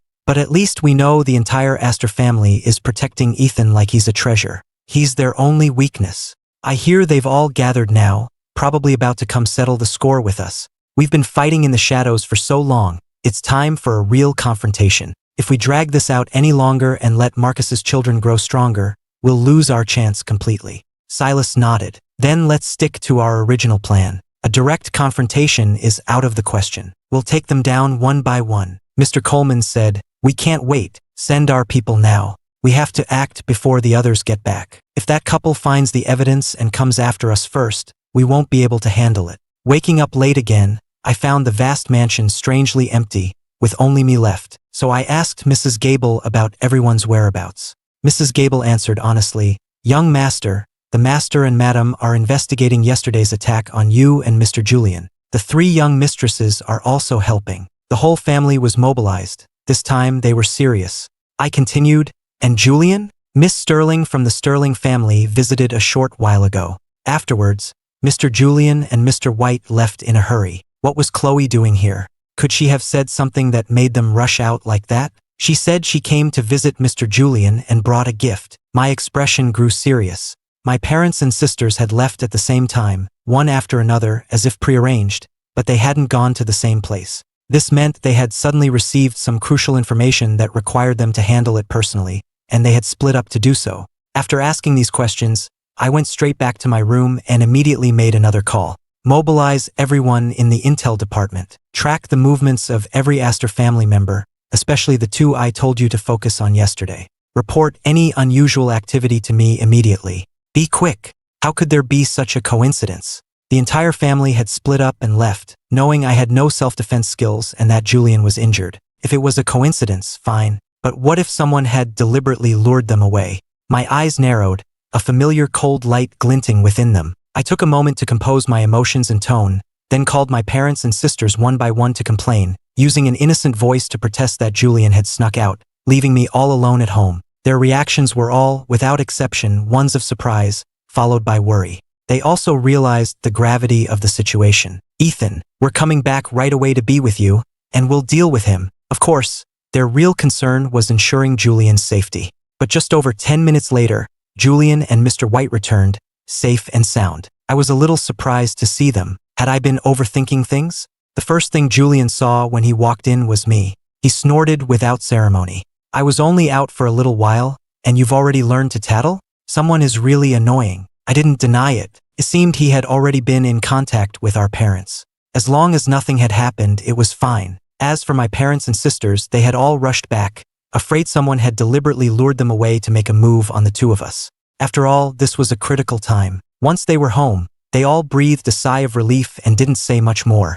The family had a peaceful lunch together, but then they had to leave again, instructing the two of us to stay put at home. The Astor estate was now very secure. The pests had mostly been cleaned out. The reason they had to go in person was that the information and evidence they had received were all genuine, and they needed to strike while the iron was hot, leaving no room for Silas and Mr. Coleman to recover. I received a message from my subordinates confirming that the information my parents and sisters had and their destinations were legitimate, so I let it be. It was only after they left that Julian called Mr. White over. The information Chloe gave us was a huge help. Go and apprehend them now, according to the plan we just discussed. Earlier, the two of them had gone to verify the information themselves. To avoid alerting the enemy, they only took 2 or 3 bodyguards, and they actually managed to find one of Mr. Coleman's secret bases. Unfortunately, they were short-handed, and then my parents called, forcing them to return. The main reason Julian didn't mention this was that he felt his parents and sisters had important matters of their own to attend to and shouldn't be distracted. I sat at my computer for an hour, but the house felt too quiet. I suddenly had the urge to see what Julian was up to. However, I found his room empty, and he was nowhere else to be found. I called for Mrs. Gable again. Did Julian go out again? Yes, young master.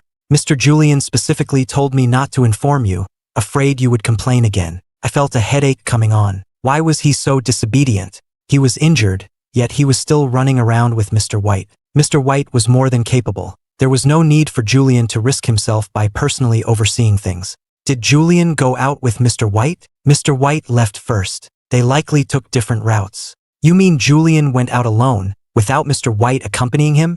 Mrs. Gable nodded. But Mr. Julian took about 10 shadow guards with him. What if someone was really plotting against him? I unconsciously raised my voice, my tone cold and heavy. A mere 10 guards is not enough. I couldn't be blamed for being suspicious. Too much had happened in the past 2 days.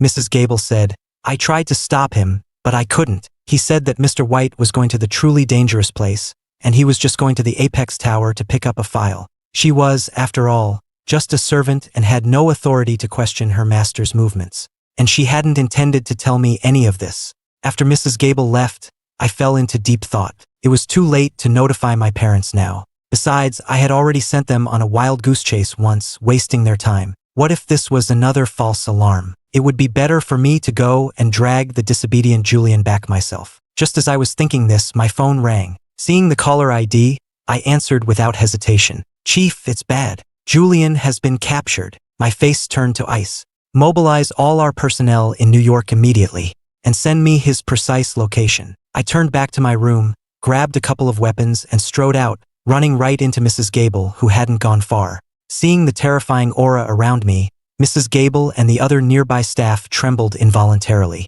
Acting on instinct, Mrs. Gable stepped forward to block my path. Young master, what are you? Mr. Julian has already left. You can't go out now too. If something happened, she could never bear the responsibility. I said coldly, move. I'll explain to my parents myself later. But Mrs. Gable, belatedly realizing the gravity of the situation, pleaded, young master, please stay. I narrowed my eyes. You didn't stop him, but you're stopping me?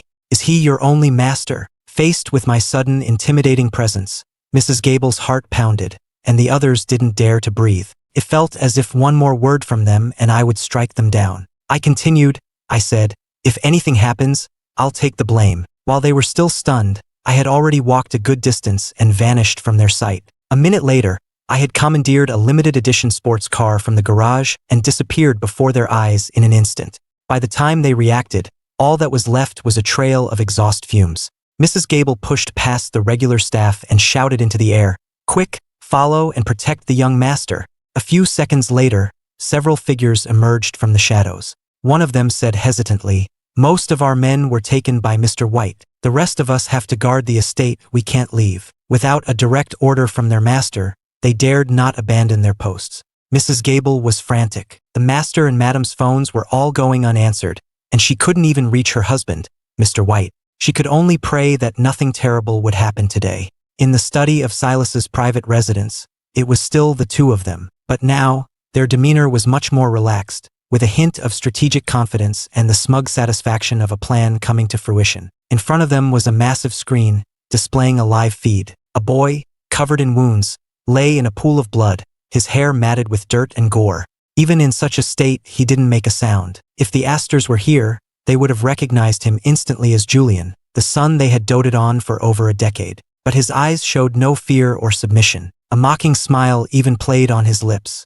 "You've had me here for 20 minutes. Is this all you've got?" The people who had captured him were from the Azure Dragons, New York's largest gang. They had always avoided the Astors, but this time they had gone all out, mobilizing their entire force just to capture him. A little thought made it obvious. The Azure Dragons must be in league with Mr. Coleman or Silas. Then he shifted his gaze to a distant camera, his tone fierce. "I know you're the ones behind this, you cowards hiding in the shadows. Why do you only dare to watch from a screen? You'd better kill me right now, because if you give me even a moment to breathe, I will repay today's humiliation 100 times over."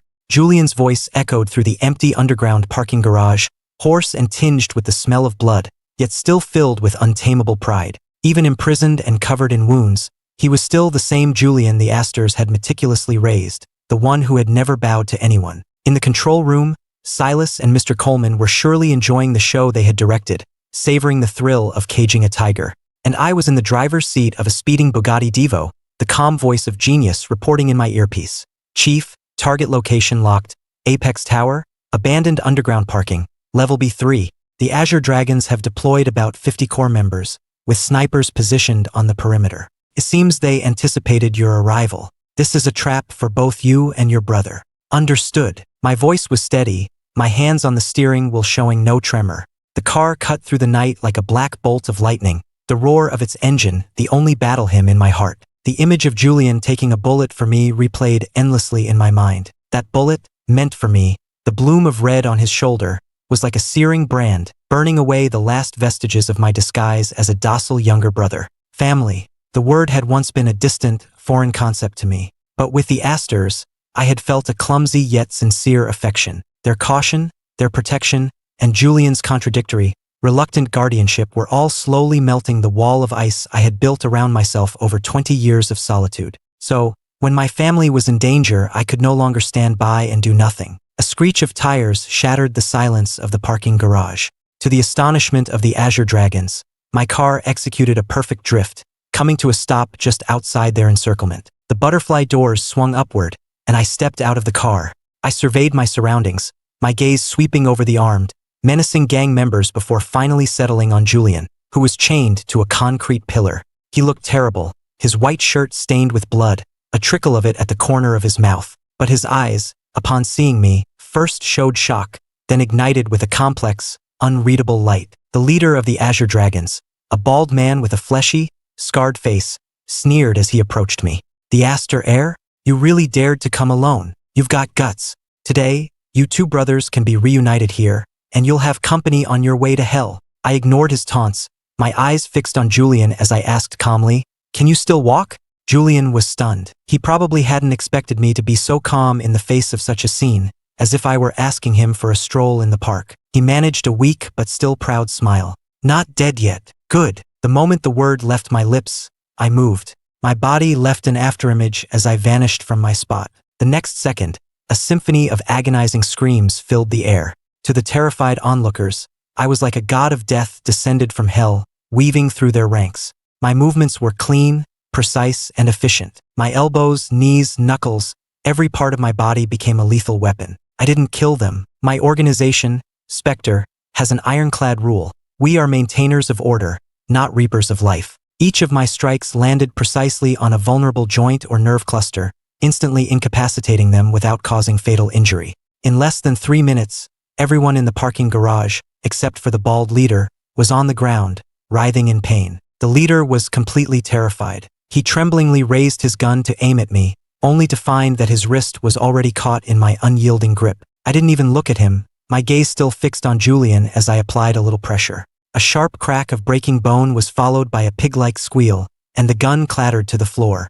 Who are you?" he stammered, drenched in a cold sweat, staring at me as if I were a monster. I couldn't be bothered to answer him. I kicked him aside, picked up the key to the chains that had fallen from his pocket, and walked over to Julian to unlock his restraints. The chains fell to the ground with a clatter.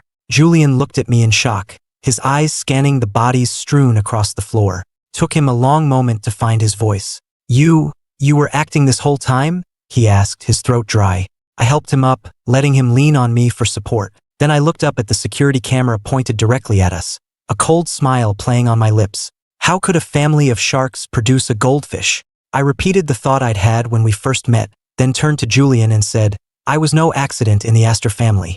In the control room, the teacups in Silas's and Mr. Coleman's hands must have shattered on the floor. I helped Julian into the car. His body was hot, and he was weak from blood loss, but his mind was unusually alert. His eyes were fixed on me, as if trying to see right through me. So, growing up in the slums was a lie? All that unease and restraint, you were faking it. The training facility was next to the slums, so it wasn't a complete lie, I replied calmly as I started the car. As for the unease and restraint, it's hard not to act that way when you're surrounded by a family that wants to put you on a pedestal. The car pulled smoothly out of the parking garage. I dialed Mr. White's number. Mr. White, Apex Tower, Level B3. There are 50 packages for you. Please take care of them and deliver them to the appropriate recipients. Also, lock down any news about Julian's injuries. On the other end of the line, Mr. White was silent for a moment, then replied in a tone of unprecedented respect, Yes, young master. Julian listened to my instructions, his expression growing more complex. He leaned back against the seat and closed his eyes, as if trying to process the overwhelming amount of information. After a long while, he said softly, Thank you. You took a bullet for me. I saved your life. We're even, I said calmly, my eyes on the road. But he suddenly laughed, a weak but relieved sound. Even? Ethan, from the moment you returned to the Astor family, we were never going to be even in this lifetime. I didn't argue, because he was right. We didn't go home. Instead, we went directly to a private hospital owned by the Astors, one with the highest level of security. The doctors were already on standby, and Julian was wheeled into the operating room. I stood in the hallway, watching the red light above the door, and took out the phone, developed by a friend. I tapped on Genius's profile picture and sent the command, Initiate the Reckoning Protocol. Targets: Silas Astor, Mr. Coleman, and all forces behind them. I want everything they have, their businesses, their networks, their dirt. Leave nothing behind. Roger that, Chief. I'll make sure they don't even have their underwear left. After sending the message, I finally felt a wave of exhaustion. Not physical, but mental. Playing the part of a harmless heir was more tiring than carrying out 10 S-rank missions. Soon, my parents and 3 sisters arrived, having heard the news. Seeing me unharmed, then looking at the light of the operating room, their faces were filled with a mixture of fear and worry. Ethan, Julian, my mother's voice trembled. They're just removing the bullet. It's a minor surgery. His life isn't in danger, I reassured her. My father, Marcus Astor, looked at me, his eyes as sharp as an eagle's. Ethan, Mr. White has told me everything. He didn't finish the question, but everyone's gaze was fixed on me, waiting for my answer. I knew the time for revelations had come. I led them to a quiet lounge and poured them each a glass of water. Dad, Mom, Serafina, Isabel, Vivian. I took a deep breath, deciding to hide nothing more. I didn't actually grow up in the slums. After I was taken, I was raised by an organization. That organization is called Spectre. I saw their bodies tense up instantly. Spectre isn't an ordinary assassin organization, I continued to explain. We accept secret commissions from the world's highest powers to eliminate targets that are beyond the reach of the law but pose a great threat, like international drug lords, terrorist leaders, and warmongers. We are the guardians of order who walk in the darkness. And I am Spectre's current leader. You could have heard a pin drop in the lounge. The shock on their faces was absolute. I laid everything bare. The special phone was a military-grade device from my organization. Genius was my chief intelligence officer, a real person. I could easily uncover the illegitimate son's background because Spectre's intelligence network spanned the globe, and my so-called teachers were world-class experts in combat, firearms, intelligence, finance, and various other fields. So, you came back for the Astor family? My father's voice was hoarse. I came back because I wanted a home, I said, looking at them and speaking the truest words from my heart. As for the Astor family's troubles, that's just a matter of sweeping some dust out of the house. After a long silence, my mother's eyes reddened first. She walked over, and this time, she didn't keep her distance. She hugged me tightly. My son, you've suffered so much. My body stiffened for a moment, then relaxed as I gently patted her back. It turned out that no matter how powerful I was, in my mother's eyes, I would always be the child who needed to be cherished. My father and eldest sister, Serafina, exchanged a look. There was no fear in their eyes, but rather a sense of relief and excitement. The Astor's shadow line isn't entirely a criminal enterprise, my father said in a low voice, revealing the family's biggest secret. We act as a white glove for the government, handling matters they can't publicly address. Mr. White is in direct charge. Our philosophy and your Spectre's, they align perfectly. I was surprised, but it also made sense. No wonder Mr. White had that iron-willed, military-like demeanor. Just then, there was a knock on the door, and a nurse peeked in. Mr. Astor, there's a Miss Sterling outside. She claims to be from Interpol and needs to see you on an urgent matter. Chloe, what was she doing here? Soon, Chloe walked in, dressed in a sharp suit, a stark contrast to her usual socialite persona. She flashed her badge, her sharp gaze sweeping over each of us before finally landing on me. Ethan Astor, or should I call you Spectre? She said, getting straight to the point. I raised an eyebrow. Chloe Sterling, or should I call you Interpol's ace agent, Siren? We looked at each other and smiled. Everything was understood without a word. Chloe's appearance completed the final piece of the puzzle. Her so-called wild child act was just her best cover. The reason she could so easily obtain evidence of Mr. Coleman's collusion with the Azure Dragons was that she had been investigating this transnational criminal organization all along. And when she claimed to have seen Julian kill someone, it was because the person killed was a major criminal on her wanted list. Julian had simply cleaned house before she could. Silas Astor and Mr. Coleman are not just traitors to the Astor family. They are also key players for the Azure Dragons in this region, Chloe said with a serious expression. I need your help to take them and the forces behind them down completely.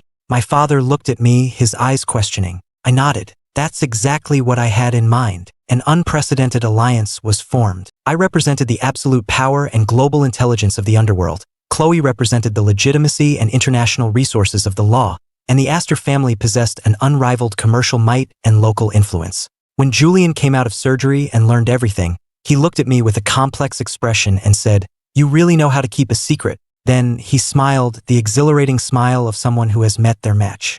But this makes things interesting. Leave the business side to me. Our counterattack began. Julian took command at the Astor Corporation, using the solid evidence provided by Chloe and the intelligence support for me to launch a devastating assault on all of Silas's and Mr. Coleman's businesses in the capital market. Their funding chains were precisely severed, their stocks were aggressively shorted, and their partners defected one by one. In just 1 week, the business empires they had spent decades building were on the verge of collapse.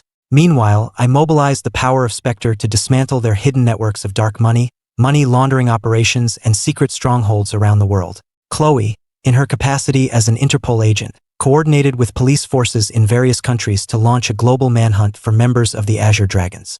Silas and Mr. Coleman were trapped. They tried to flee, only to find that I had blocked every escape route. They tried to fight back, only to discover that the power they were so proud of was fragile and insignificant before the combined might of the Astor family, Spectre, and Interpol. Finally, one morning, as they were still reeling from the loss of billions in assets overnight, Marcus arrived with Mr. White, I arrived with Spectre's elite, and Chloe arrived with Interpol. The three forces appeared before them simultaneously.